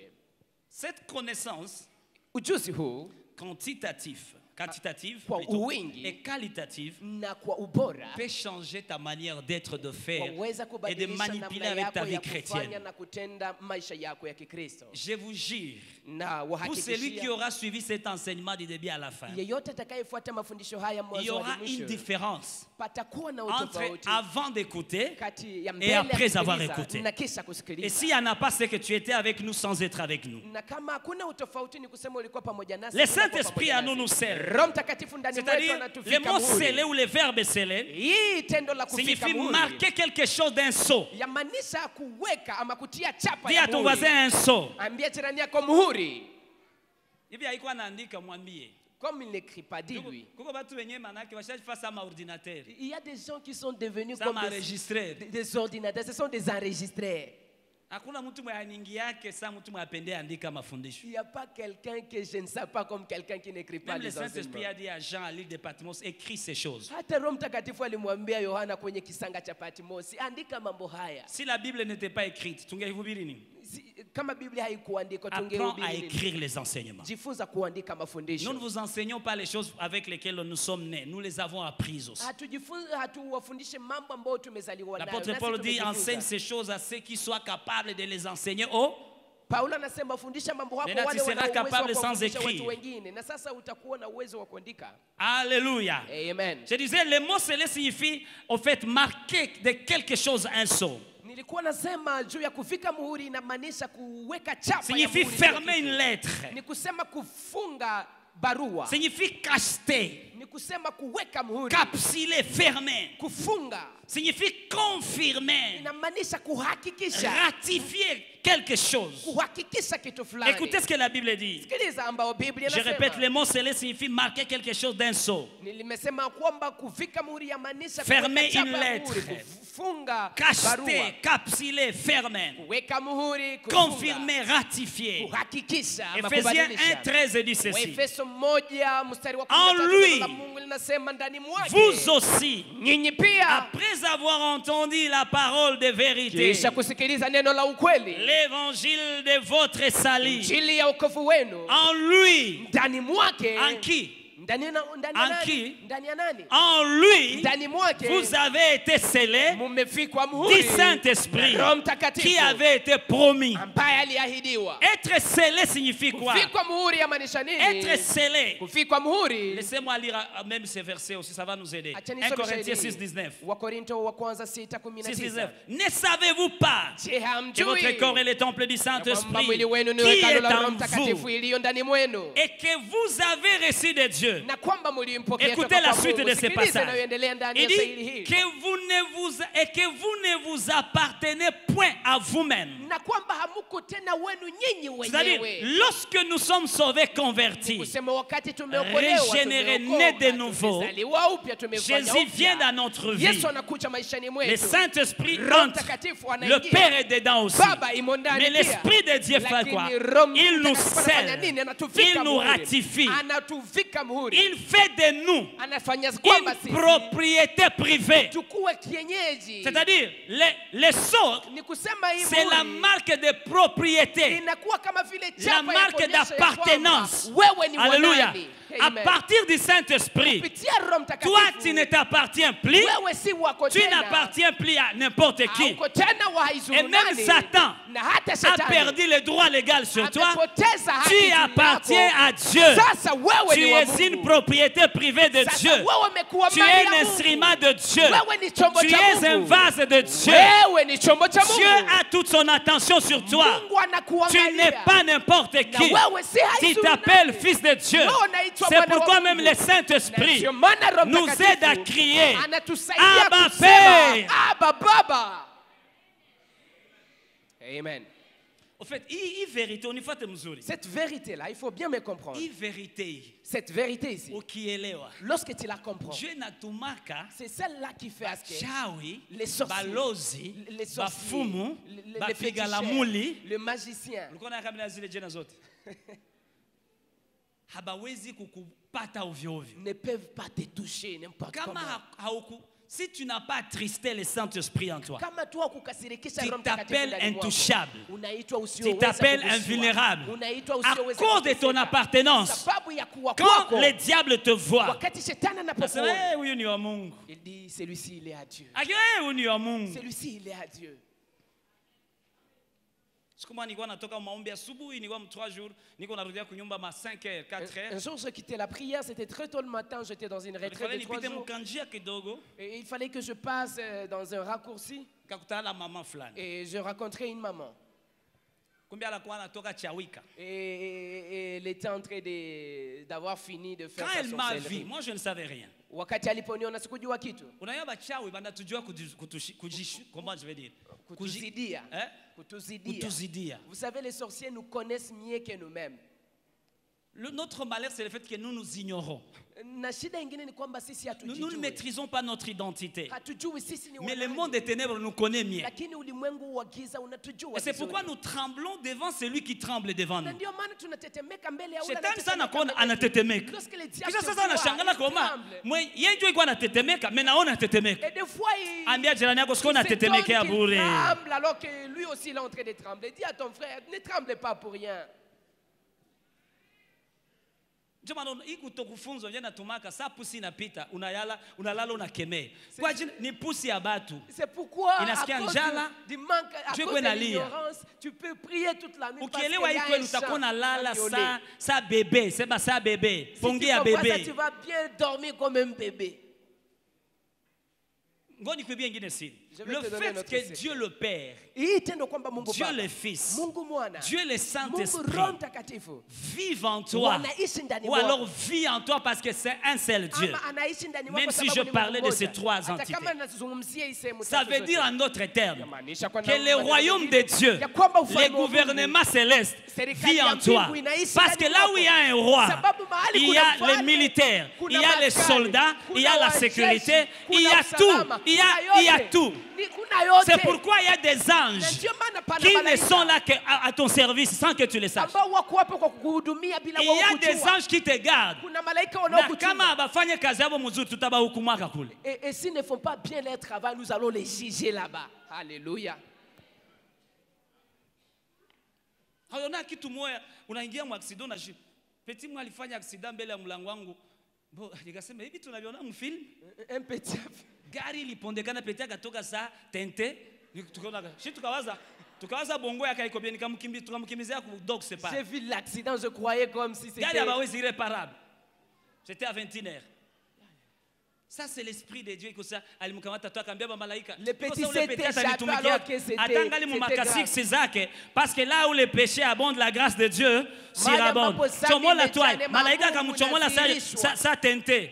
Et il est sorti, s'est Na kama échappé. petit a comprendre anaweza sasa sasa ni kwa nguvu zake. Et si le petit ne comprend pas, il peut croire que c'est pas sa force. Bien aimé, tu n'es pas n'importe qui. Mpenda wewe si Je haiona. m'aimerais te dire une chose vraie. Nitakwambia kitu kimoja. Depuis que tu as reçu Jésus, Tangu ulipompokea tu es Yesu, devenu un Dieu umekuwa au Mungu. minuscule. Mungu mdogo. Psaume, la Bible nous dit dans Psaume 89, Biblia inatuambia ndani ya j'avais kitabu dit cha que vous Zaburi êtes des 82, dieux, mais vous mourrez comme des lakini princes mnakufa quelconques, kama vile comme watoto, de n'importe kama qui. vile watu wa Bien aimé, Ishmaeli. tu ne dois pas mourir comme un homme. Mpendwa, huwezi kufa Toi, kama tu dois mwanadamu. mourir comme un Dieu. Wewe utakufa kama Mungu. Voici comment un Dieu meurt. Tazama namna gani Lorsqu'un Mungu Dieu anakufa. meurt, Wakati il Mungu dit anakufa. tout est accompli. Anasema yote Tu n'as pas le yamekwisha. droit de mourir avant d'accomplir ta mission. Haupaswi kufa C'est mbele ya comme ça kutimiza qu'un kazi Dieu doit yako. mourir. Na ni hivyo ndivyo Mungu anapaswa kufa. Mais le psalmiste s'étonne et dit comment tu meurs vite comme ça, Mwimbaji comme n'importe qui. anasema namna gani unakufa hivi mbio C'est à kama cause fulani? de ton incrédulité, Ni sababu ya kutoamini de ton kwako. apostasie, Ni sababu ya de ta kutoamini kwako. rébellion, Ni ta sababu ya déloyauté uasi à wako. Dieu. Ni kwa sababu ya kutokuwa mwaminifu kwa Mungu.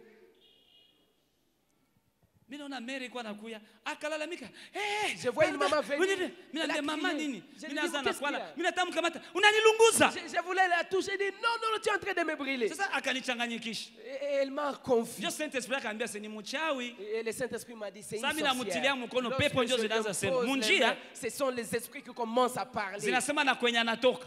Dans la route, ils sont en À train ce de jour-là, dire là où j'étais elle vient. content de me connaître. Ah, il Vous est savez, qu'il faudra écouter tu ne te Dieu. connaîtras jamais jusqu'à ce qu'une circonstance arrive dans ta vie pour te révéler qui tu es et quels sont les potentiels qui sont en toi. C'est pourquoi il y a des circonstances que Dieu permet juste pour t'aider à te découvrir. Majira ambayo Mungu analeta ili uchigundue. Unajua ukiuliza sai bata, sema bata. Si tu demandes à un canard Kama maintenant, inayua là, nawe itakatala. si le canard en question Wala sait imbwa nager, itakwambia siwe nao. il va refuser, même les chiens. Wala ngombe, wala nguruwe. Même Unayaka la vinayua vache nawa. ou le porc. Mokitupa mumai Mais si itajidébrouiller. tu les jettes seulement dans l'eau, ça va se débrouiller. Kumbi mimi nayua nao. C'est maintenant que ça va savoir que eh, bon, je sais quand même Aka nager. nikadansi kabahunde. Kumbi mimi nayua nao. Je sais nager. Tu incarnes des potentiels. Ndani mwako Alléluia. kuna uwezo Tu utajiri incarnes des mkubwa. potentiels. Ndani mwako mna uwezo Bien aimé, mkubwa. tu n'es pas un accident sur la terre. Wewe si ajali Toi, tu duniani. es un programme de Wewe ni Dieu. mpango wa Mungu. Dieu ne fera rien sans Mungu toi. hatafanya kitu bila Dans ce wewe. monde, Dieu ne fera rien sans toi. Duniani humu Mungu Il hatafanya n'attend kitu bila que wewe. toi Anakungoja pour agir. ili kwamba Je vais te atende. révéler quelque chose Nitakufunulia et kitu je vais te kimoja. challenger. Na nitakuweka Il y a des problèmes kwenye sur cette changamoto. terre Kuna shida qui duniani n'attendent que humu toi. ambazo zinakungoja tu wewe.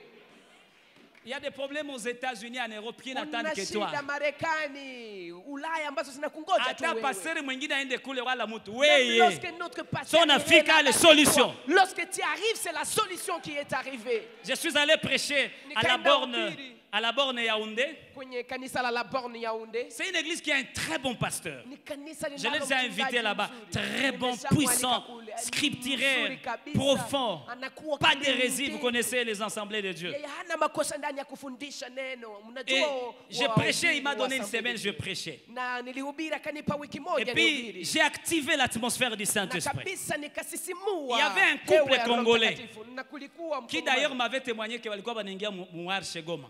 Et il m'avait témoigné qu'il Ce sont entrait des dans l'église. expatriés. Yeye ni expat. Ils avaient des problèmes sérieux. Walikuwa na shida Un problème kabisa. qui avait déjà coûté 7 ans sans solution. Shida ambayo Hakuna ilikuwa taka imefanya kichezo. miaka 7 bila suluhisho. Manake kusavile na huko lomba bwana miaka 10 hakuna hata wayambo. C'est comme toi tu es en train de Mais demander. nitakwambia iko munjia kwa Ça fait jina la déjà Yesu. 10 ans. Parce Il qu'il y y a avait un pas temps bon pour jour. tout. Alléluia. Ah, wakati wako unafika. Et puis c'est une longue histoire. Lakini ni historia kubwa. J'ai fait des déclarations prophétiques terribles. Nikatabiri kabisa ya hatari. Ngoni bachekeshe. Je vais vous faire rire. Unako vitu tunadeklara hapa mbele. Vous savez, il y a des choses que nous déclarons ici. Sio devant. narudia kupale. Sema Lorsque tu kupale. entres à la maison Unajiuliza est-ce que sikuingia erreur kweli? et tu commences à te demander est-ce que j'ai pas vraiment fait des hérésies là-bas? Hii haiko vituruturu ya kumaza. Est-ce que- Hivi tu nilisema vitakuwa? Est-ce que ces choses-là Ça, c'est la chair. est-ce qu'elles vont arriver? Hii ni mwili. Junifaki déclaration mwevi. Et j'ai fait une déclaration. Nikasuka tu kama ni vituruturu ya Saint-Esprit. Je ne sais pas si c'était la Mais bizarrerie du bituruturu Saint-Esprit. takatifu. C'était des bizarreries saintes. Kuna kwa vituruturu taka Il y a des bizarreries saintes.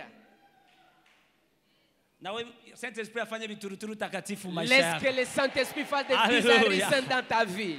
Pour confondre le monde. Kwa ajili ya kuchanganikisha dunia. Nikaita tu la maman était dans l'assemblée. Na ule mama alikuwa ndani ya Son mkutano. mari était à Bangui. Na mume wake alikuwa Bangui. J'appelle, j'ai prié pour elle. Na muita na Et muombea. puis j'ai commencé à recevoir des paroles de connaissance. Nikaanza kupokea neno la J'ai dit ujuzi. vous avez un problème. Nikamwambia mna Et shida. ça date de très longtemps. Na hiyo shida imefanya siku Mais nyingi. regardez, Lakini Dieu tazameni. m'a envoyé pour solutionner ces Mungu problèmes. amenituma ili nilete jibu Moi, kwa je shida suis hiyo. la solution de ces problèmes. Mimi ni suluhisho kwa shida Je hilo. veux prier pour toi. Nitakuombea wewe. Comme je rentre après-demain, Jinsi nitarudi kesho yake. quand je vais prendre mon avion à Douala, Nitakapochukua je ndege devais yangu voyager kwa avec les Douala, Rwandais. ningepaswa kusafiri na Quand mon Rwanda. avion sera en train de décoller, Wakati ndege yangu itakuwa je vois ikipanda, un appareil qui atterrit dans lequel il y a votre réponse. naona chombo kinachoshuka ambamo ndani mwake Kama Mungu hauna na Roho suluhisho Mtakatifu, hili. unaweza sikia kwa kuwahi kupande ma Si tu précision. n'as pas le Saint-Esprit, tu peux avoir cette audace-là de donner cette précision. Ndio maana il faut coopérer na Saint-Esprit juu uko nakuwa na nguvu ya kusema vitu. Et voilà pourquoi tu dois coopérer avec le Saint-Esprit. Parce qu'on a pour sema Mungu avoir alisema l'audace na de Mungu dire les afanya choses. nini? Il ne faut pas dire que tu as dit alors que tu n'as pas dit. Kama unapokea kitu, omba kwanza ujirasire kama Mungu alisema. Si tu Na il faut reçois na yua quelque kisha chose, unatumika prie na pour te Mungu. rassurer que c'est réellement Dieu qui a Ambia dit. jirani yako acha vituruturu.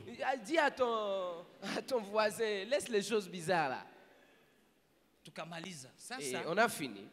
akaniinvite kwake. Et il m'a invité chez Akachafula lui. meza, sema kuchafula meza. Et il a vraiment bien arrangé la table. Akachafula. Il a bien arrangé la table. On dirait ni fete ya watu mia ngapi. Mi peke aka katumbu. Donc, Kwa c'est tamasha ingine vendredi. unaona nasema ni juu mtu hakuna kisa kree masha. Na kule mtu akishana ni erere bon. Donc, même là, si Juu hapa kwa bafrere banenda na masashe on sait ja. Muma fete. Tunabaonaka. Mimi naweza kuwa niko nous kule. voyons les frères là qui partent avec les sachets dans des fêtes. Sali nimaliza kula. Lorsque je finis à Tukaomba manger, tena. on a prié encore. Vile vitu vikarudia. Les choses là sont Moroni kasema revenues. hata sema ni juu ya shibe kweli. Et dans l'esprit, je dis est-ce qu'elle ne va pas dire que c'est parce que je suis Et rassasié. puis le lendemain, je devais prendre mon bis de Yaoundé à Douala. Na kesho yake ningepaswa kuchukua gari kutokea Yaoundé hadi Bisi Douala. yote kuanzia ni voyage à 6 heures de temps. C'était un voyage de 6 heures de temps. Shetani iko ananipiga vita. Les Niko diables me ananiambia se, combattaient. so namaliza mbaya voyage yako. Tu viens de mal finir ton voyage, hein? Ungejinyamazia. Il fallait te taire seulement. Ulianza mzuri ukahubiri bakakupenda Tu Yaoundé as yote. bien commencé. Tena tu as nilizunguluka prêché, makanisa za mingi mu Yaoundé. Tu as beaucoup aimé et j'ai beaucoup tourné dans plusieurs églises Ulifanya kazi ya là-bas. mzuri. Tu as bien travaillé. Unamaliza mbaya. Mais tu as Shetani mal anaye tutortire. Les Si tu gars, kama c'est nous ushamsimbisa tu shana kutortira. Si seulement tu l'as gagné, tes Nilikuwa tortures. torturé. nikakuwa torturé nikafika. J'ai Nikalala été Mumbai, torturé. fallait nilale Douala. J'ai mal Nikalamuka dormi. asubuhi nikaenda kwa avion, Je me nikafanya suis kufanya. réveillé, je suis parti à l'aéroport. Kisha sasa tuko tunadekole na Rwanda.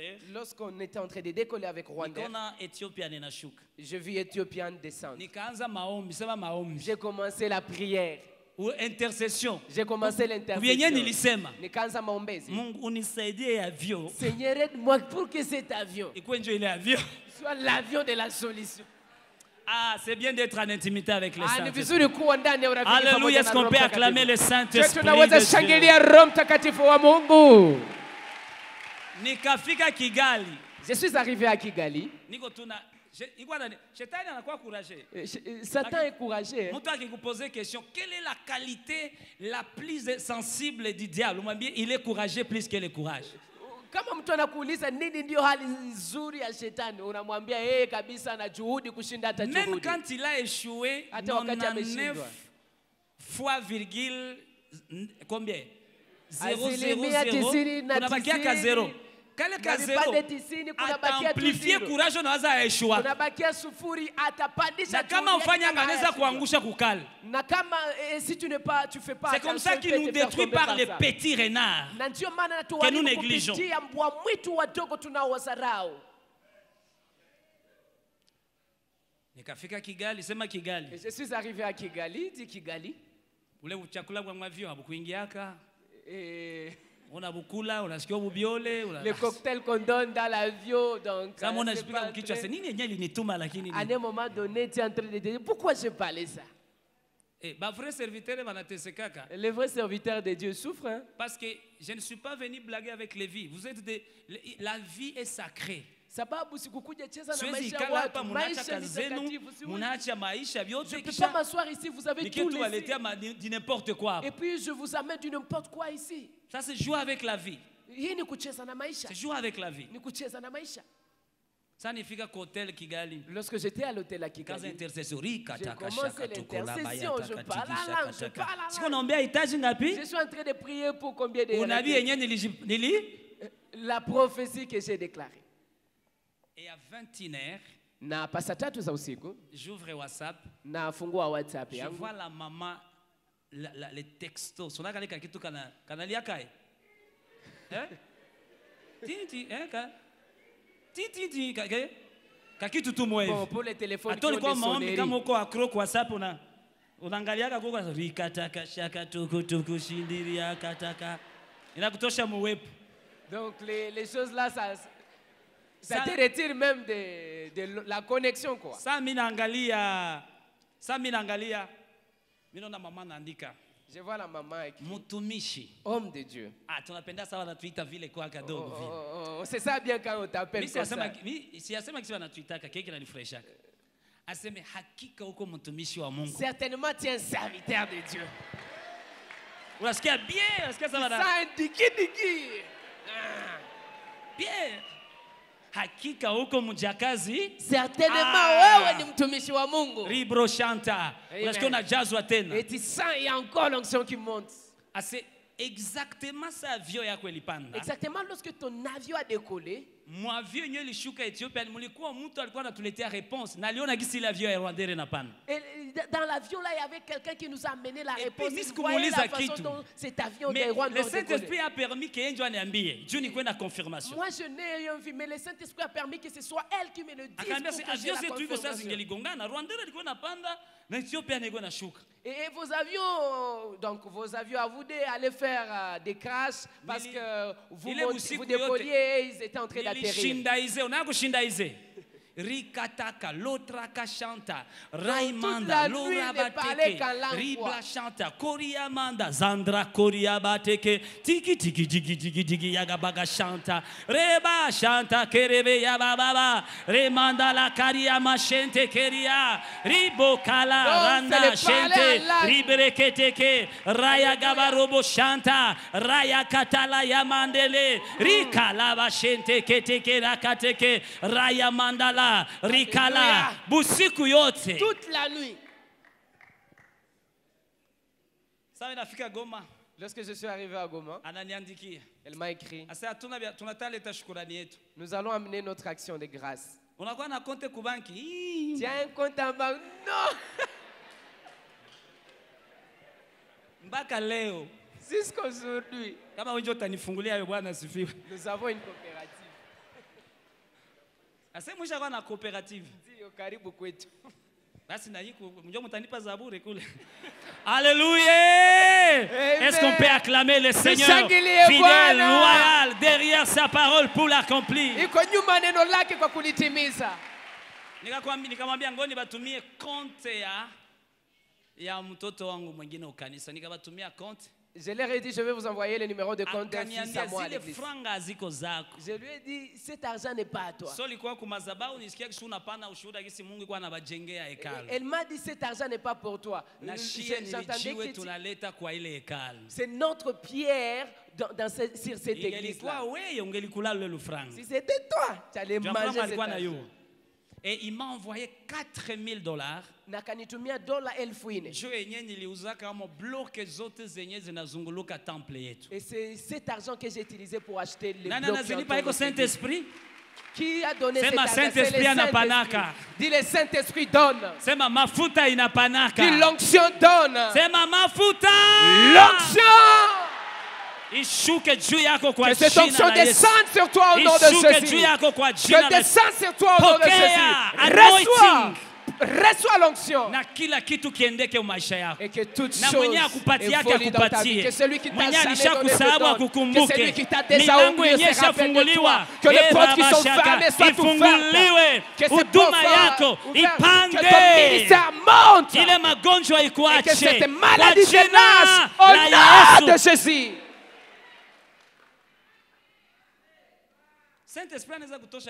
Le Saint-Esprit peut te donner de l'argent. Le Saint-Esprit peut te donner un mariage. Le Saint-Esprit peut te faire voyager. Le Saint-Esprit peut faire à ce que tu portes une veste. Saint-Esprit. Le Saint-Esprit. Nous avons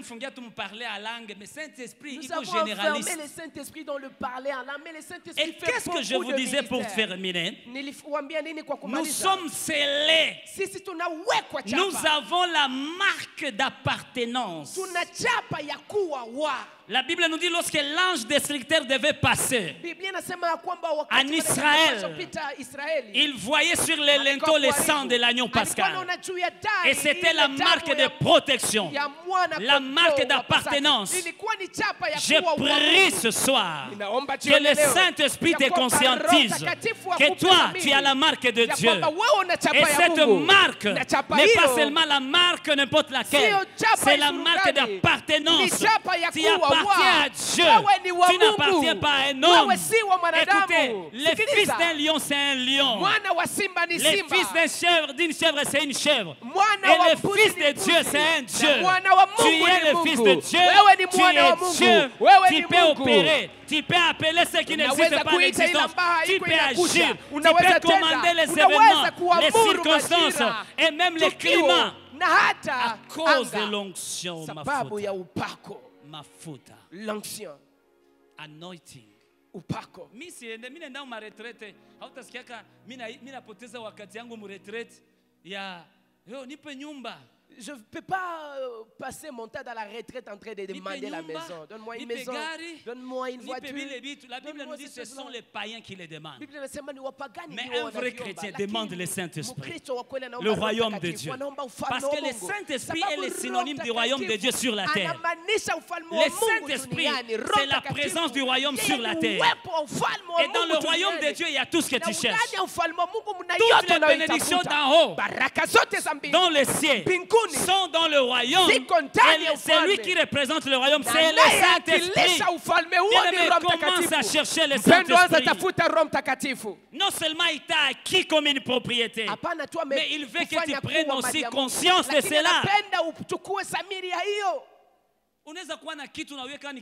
Tu peux avoir quelque chose et tu ne sais pas que c'est précieux. Tu es comme un Congolais spirituel. Tu t'assois sur de l'or mais tu ne sais pas que c'est de l'or. Et puis tu es en train de quémander. Lorsque quelqu'un vient avec de l'onction ici, et comme vous commencez déjà à jouer avec l'onction, si Dieu fait grâce que je vous parle de l'onction du Saint-Esprit, je vais vous décourager de jouer avec l'onction. Kama Mungu ananiamisha niwazungumzie juu ya upako wa Roho Mtakatifu, nitawavunja moyo na upako. Je vois quelqu'un vient venir avec les ballons à l'église. Il commence à aller avec les ballons et les gens tombent comme ça. Lorsqu'il revient avec les ballons, les gens tombent comme ça. Quelqu'un est tombé sorcier et il se relève encore sorcier. Lorsque l'onction de Dieu te fait tomber, tu dois te relever, tu es une nouvelle personne. Tu tombes et tu te relèves nouveau. C'est pas ces choses-là qu'on fait comme ça, tu tombes. Et puis tu rentres, oh, il y avait de l'onction.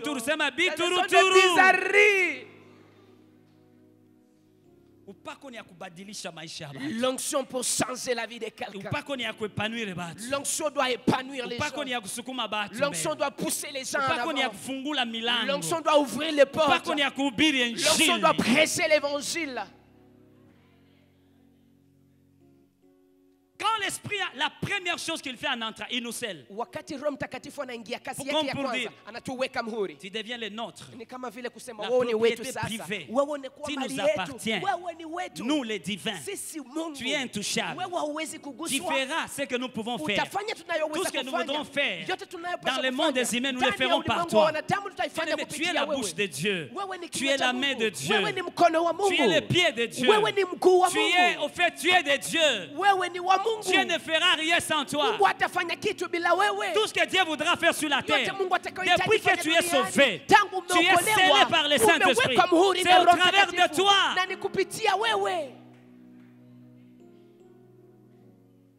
How you? Tu ne sais pas ça. Ici à Goma, Dieu réveille un serviteur la nuit et lui dit, va Walikale, il y a des choses que je veux faire avec toi. Ici à Goma. La nuit et Dieu lui dit, relève-toi. Je vais te montrer ce que tu vas faire à 4 heures. Il lui dit, tu vois ce chemin. Cette route ici, tu vas y passer. Et lorsque tu arriveras à telle part, tu vas voir un gros arbre. Et tu vas, un grand arbre, et tu vas t'arrêter là-bas. Je vois une troupe de gens venir qui ont un mort, un cadavre. Sur un typo, tu vas l'arrêter. Un roulage, tu vas leur demander leur nom. Et tu vas appeler cette personne. Et elle va se relever. Il y a quelque chose que je veux faire ici à Walikale à cause de ces miracles. Et le serviteur est parti. Il dit, il est parti. Je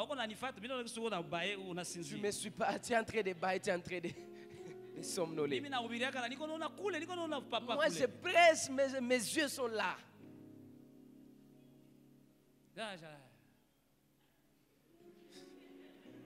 Shaenda.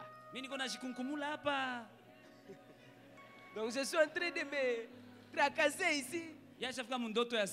Mais lui, il est déjà au 6e rêve. Même si je ne dis pas ton nom, ça va t'aider. Lorsqu'il est arrivé Dieu a tout décrit. Sur l'arbre, il s'est arrêté. Après, il voit ces troupes de gens venir. Ils avaient un cadavre, ils avaient des bâtons là avec, comme des épées. Le diable lui a dit, là tu vas être humilié ici. Et il est venu comme il est à Paris à Jésus dans les déserts. 3-5 minutes. Je vais finir, on va prier 3-5 minutes. On lui a dit, tu vas mourir. Si ces choses-là ne réussissent pas, tu vois cette épée-là. Tu vois la main, tu vois la lance, tu vois la flèche. Donc ton cerveau va couler ici. Ça, c'est le diable. Écoutez une parenthèse. Il arrive des fois où nous les chrétiens, nous écoutons plus les circonstances que les maîtres des temps et des circonstances. magonjwa unaanza isikie inakuwa idole kushinda Mungu. Tu commences à écouter Biblia ta inakwambia maladie plus que Dieu. mumepokea uponyaji kupitia vidonda vya mwana kondoo. Magonjwa nakwambia mimi siponake. Par ces maîtrises vous avez été guéri et la unasikia magonjwa sana et tu écoutes beaucoup plus la kushinda neno la Mungu. Plus que la parole de Dieu. Atanyi ba Kristo. Même si ce sont chrétiens. Je peux te dire, laisse ça, on va prier. Oh non, mon mari a dit. Non, non, c'est le médecin qui a dit. Oh non, appelez-moi le pasteur, je vais lui dire que ça passe. Je t'ai dit d'arrêter ça. Je t'ai défendu de faire ça. Comme les cadavres avancés, le diable lui aussi faisait son séminaire. Point 1. Chapitre 1. Point 2. Mukoki. Point 3. Kibando. Point 4. Point 5. Séminaire. Donc le séminaire était vraiment costaud quoi. Ils avançaient. En fait, qu'est-ce qui s'était passé? La personne en question était déjà morte. Et on a dit que c'est une maman sorcière qui l'a mangé. Et ils ont dit nous allons y aller. S'ils ne ressuscitent pas, nous allons les tuer. Voyez comment Dieu joue avec les circonstances. Il y a des choses bizarres. Pour toi, ça peut être des opportunités. La haine de tes frères peut t'amener en Égypte. Et l'amour de ton père peut te retenir dans la médiocrité. Kisha mwaile mahubiri sasa akajazwa mahubiri ya nani? Et dans cette prédication, il a été rempli de la prédication. Naisha jazwa nini? Il était. Sasa mwa mahubiri inakuwa bien unasikia usitoke hata.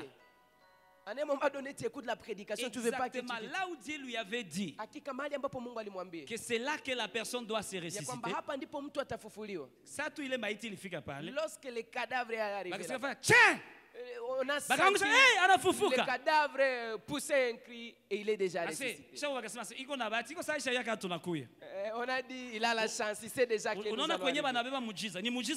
Vous voyez là on détourne les miracles. Les miracles appartiennent à Dieu, mais on les donne à Satan. Lorsqu'il arrive, il entend une voix audible. Comme maintenant tu veux gaspiller mon onction. Donc, Dieu, donc les affaires de Dieu n'ont pas marché. Parce que qu'est-ce que Dieu voulait? Qu'il fasse ce que Dieu lui a dit. Que les morts soient ressuscités. Et que les âmes croient au Seigneur et qu'il implante une église là-bas. Et il a raté une bonne occasion, très opportune.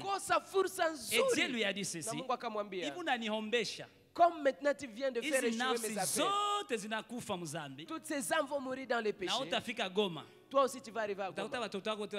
Tu vas arriver, tous tes enfants seront déjà morts. Et on lui a dit, il ne faut pas pleurer. Si tu pleures, toi aussi tu vas mourir. Tu vois les enfants, les cadavres des enfants sont là. Toi, tu ne sais pas, il est en train de traverser quelque chose. Toi aussi, tu plais, toi aussi, tu les rejoins. Depuis ce jour-là, si Dieu dit seulement quelque chose, il accepte. Le Saint-Esprit. La marque de Dieu. Les sceaux divins. C'est ce que l'Esprit a fait en toi. Lorsque tu t'assois dans ton bureau, je vais finir par ci. Lorsque tu te mets comme ça, il y a les occultistes là-bas. Et te connaissent mieux que toi-même. Tu es en train de les déstabiliser. Vous saviez ça? Rien ne se passe. Quand ils veulent, ici à l'Inigom, il y a un de mes fils très consacré. Il y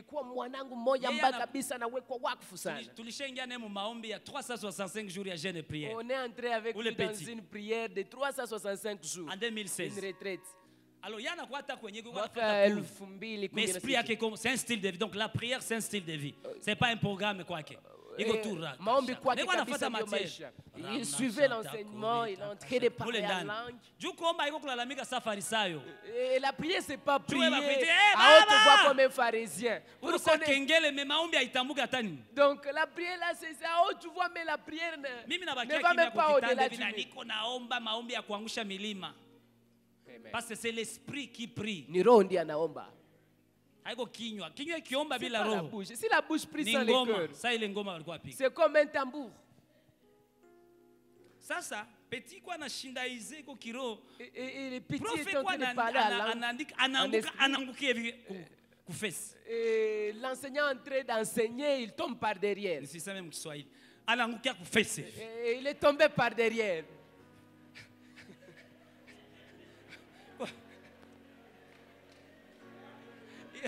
Imaluga nazo zinatukoseaka samwe. Ukisema tu compliqué. Banasema una adabu. Si tu dis seulement oh non, tu n'es pas. Alors, tu n'as pas la pudeur. Le professeur l'a subi 3 fois. Na ule mwalimu profesa kanguka mara 3. Et puis chaque fois qu'il tombait, kila mara alipoanguka, il tournait et disait à l'étudiant petit. Alikuwa anaanguka anaambia mwalimu ule mwanafunzi usicheze na mimi. Ba camarade ba comprendre. Wale warafiki wake hawakuelewa. Anaendelea andika resume. Pou, petit. Anaandika, anaanguka. Wewe kijana wewe. Pou, petit. Anaanguka. Kisha akasema le cours est fini. Akasema masomo imeisha. Asa vous rentrez tous à la maison, continuez les cours demain. Murudi nyote nyumbani tuendelee. Mais toi tu restes. Lakini wewe utabakia. Petit ayobi anakufa. Anakufa kumafuta. Les petits ne savaient pas qu'est-ce qu'il y a, mais c'était le problème d'onction. Mafuta nayo inakokota lukubwa. L'onction, des fois ça attire des problèmes. Hein? Akambia ikala pale petit. Il lui a dit assieds-toi là-bas.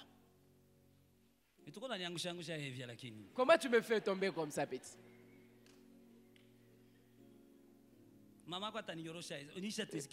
Comment ta maman va me masser? Tu es dans quelle loge, petit? C'est là que le Saint-Esprit a dit à mon fils là. Ah, on était dans un combat spirituel, en fait. Ah, ton esprit fait des combats que tu ignores. Alléluia. Oui. Ha. Si tu as une intimité avec le Saint-Esprit, même quand tu ne fais rien, ton esprit fait quelque chose. Parce que Néhémie, ce n'est pas sa Néhémie. Le vrai Néhémie vit en toi. Alléluia. Amen. Parle pas le Saint-Esprit comme bien, ou le combat spirituel. Au même moment, le Saint-Esprit lui sauve, tu étais dans un combat spirituel.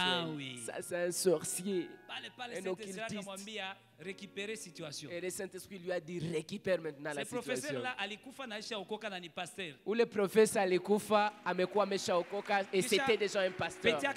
Et le petit lui a dit quoi? Akambia loge. Loge.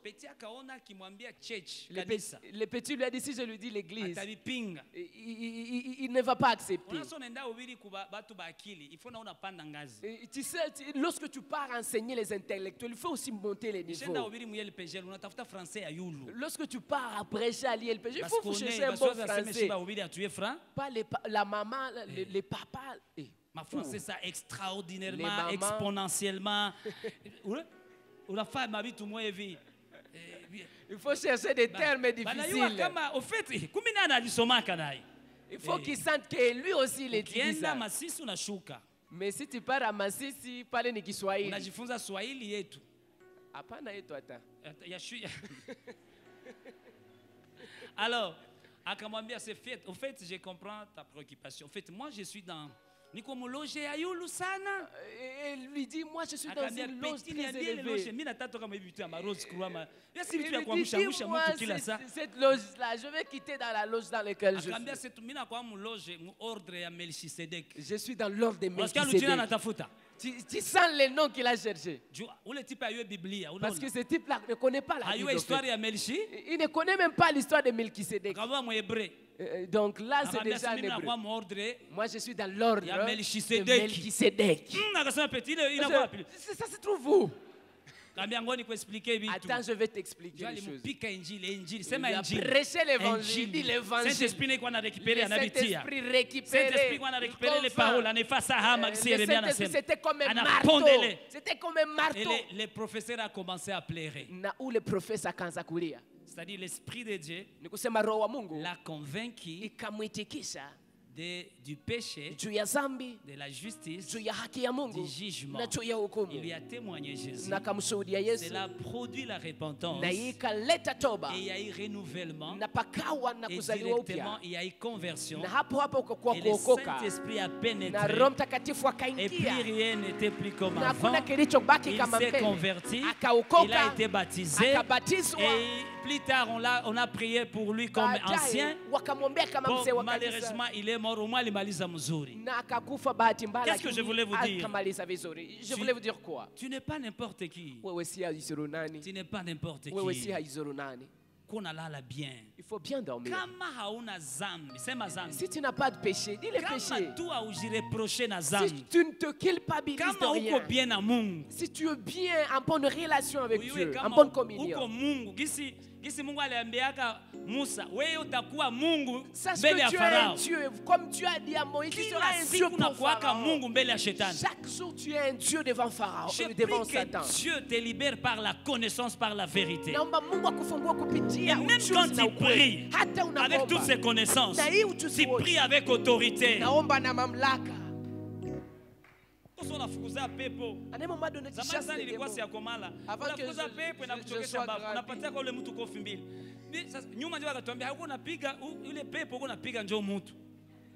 Donc avant moi, si les démons ne sont pas, j'ai giflé la personne. À un moment donné, je lui ai vraiment giflé. L'autre est venu, je lui ai donné un judo là. C'est après combat. Notre combat n'est pas charnel, c'est un combat spirituel. Depuis lors, vous voyez, il y a un esprit qui peut se lever. Toi, tu n'as pas ceci, tu n'as pas ça. Et puis tu te lèves. Mets-toi à genoux. Piga magoti, ouais. Mets-toi à genoux. Tu le suis, piga magoti. Mets-toi à genoux. Les mains à l'air. Qui es-tu? Du Shetani qui joue comme on a dit. Parce que si Satan, le diable sait que tu te connais, il se soumet. Mais s'il découvre seulement que tu ne te connais pas, il te terrorise.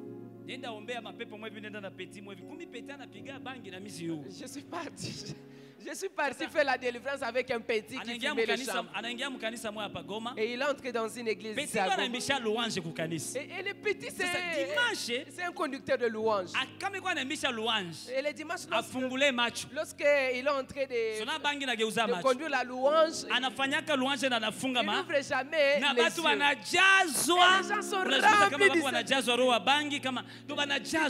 Ils sont remplis de l'esprit de charme. Et moi, je croyais qu'il est vraiment spirituel. Et je suis parti prier avec lui. Et les démons m'ont dit, tu viens avec qui? Toi, on fume avec toi les chanvres, non? Kamwambia ni kweli ambao mapepo inasema. Mina vutaka masaa moja hivi. Ilikuwa 2h du matin. Na ilikuwa saa 8 za usiku. Kama ni vile urudi. Nikamwambia si c'est comme ça. Sasa pepo zikamwambia tarudilia wapi, tutamkuta munjia. Sasa akakosa kaba kiena mie kama afanye nini? Et les démons disent, s'il rentre, on va le récupérer en cours de route. Et il a manqué quoi faire. S'il rentrait ou bien rester avec moi. Dis à ton voisin le Saint-Esprit. L'onction du Saint-Esprit. Lève-toi, on va prier pendant 5 minutes. Écoutez comment on va prier. Et puis je vais te laisser partir. Je sens que l'esprit de prière va traverser l'assemblée ce soir. Et il y a une pluie d'onction qui va descendre sur toi. Et cela va te libérer. Cela va faire de toi un homme pas comme les autres. Cela va te distinguer dans la société. Après ces cantiques, de quelques 2 minutes, commence à regarder ton voisin. Tu le prends comme ça. Désadé. Désadé. Vas-y, vite, vite, on gagne le temps. Vite, vite, on gagne le temps.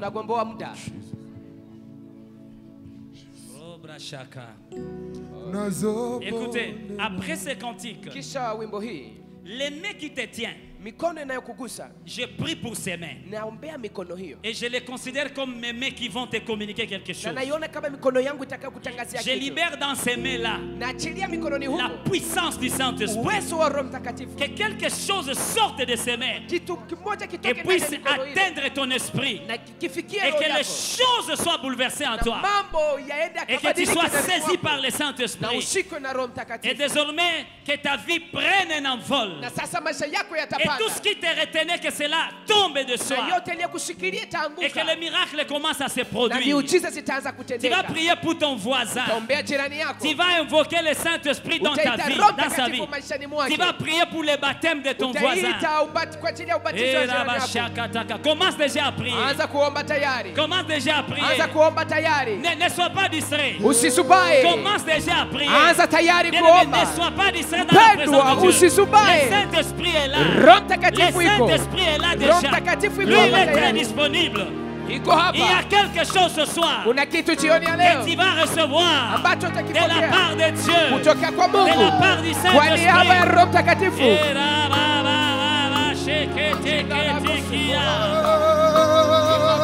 Waouh, ça y est, ça ne tarde pas. Ça y est déjà.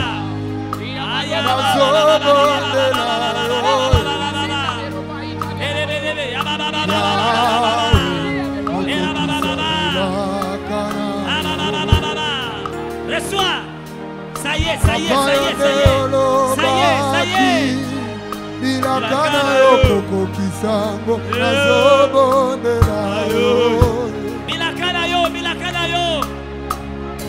Notre Pentecôte, la Pentecôte, le revêtement, la descente du Saint-Esprit.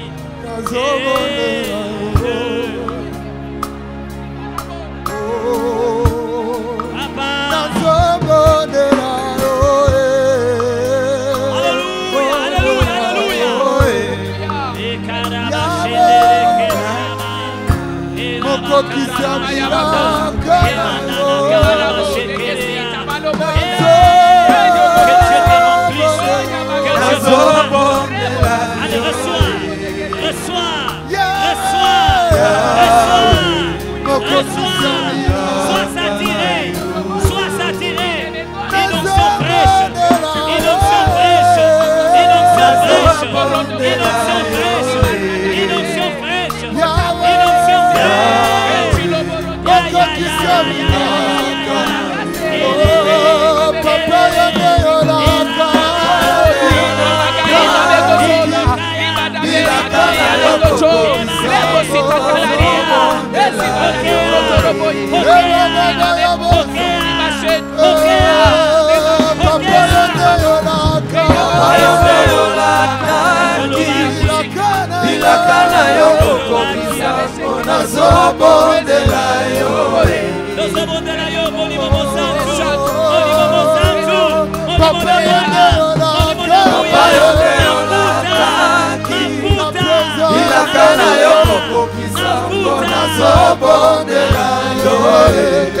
Alléluia.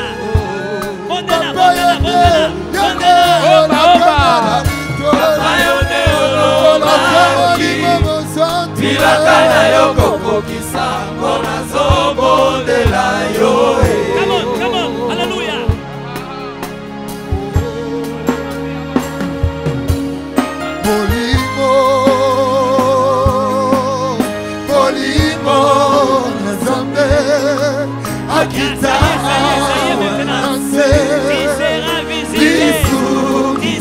Utatembelewa, utapokea Roho Mtakatifu.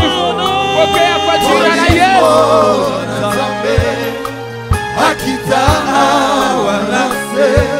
Haleluya. Haleluya. Haleluya. Haleluya. Papa. Molimo. Mosantu.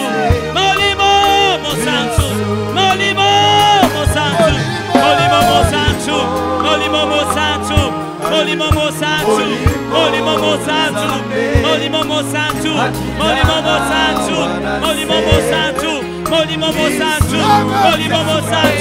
Molimo na mwanya, molimo na zambe.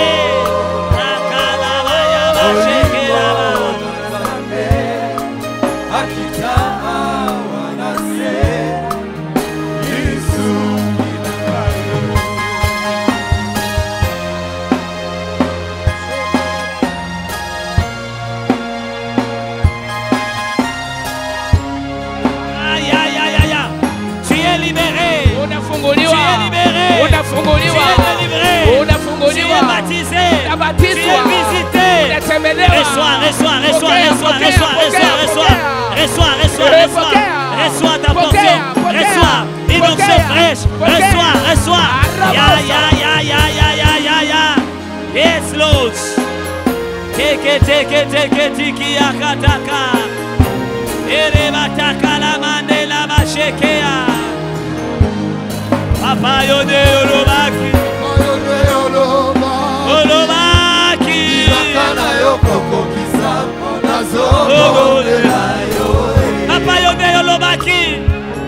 Papa yode olobaki na présence. Papa yode olobaki.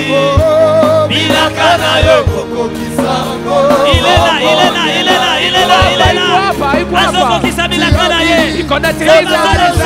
Azoko kisami la kana ye.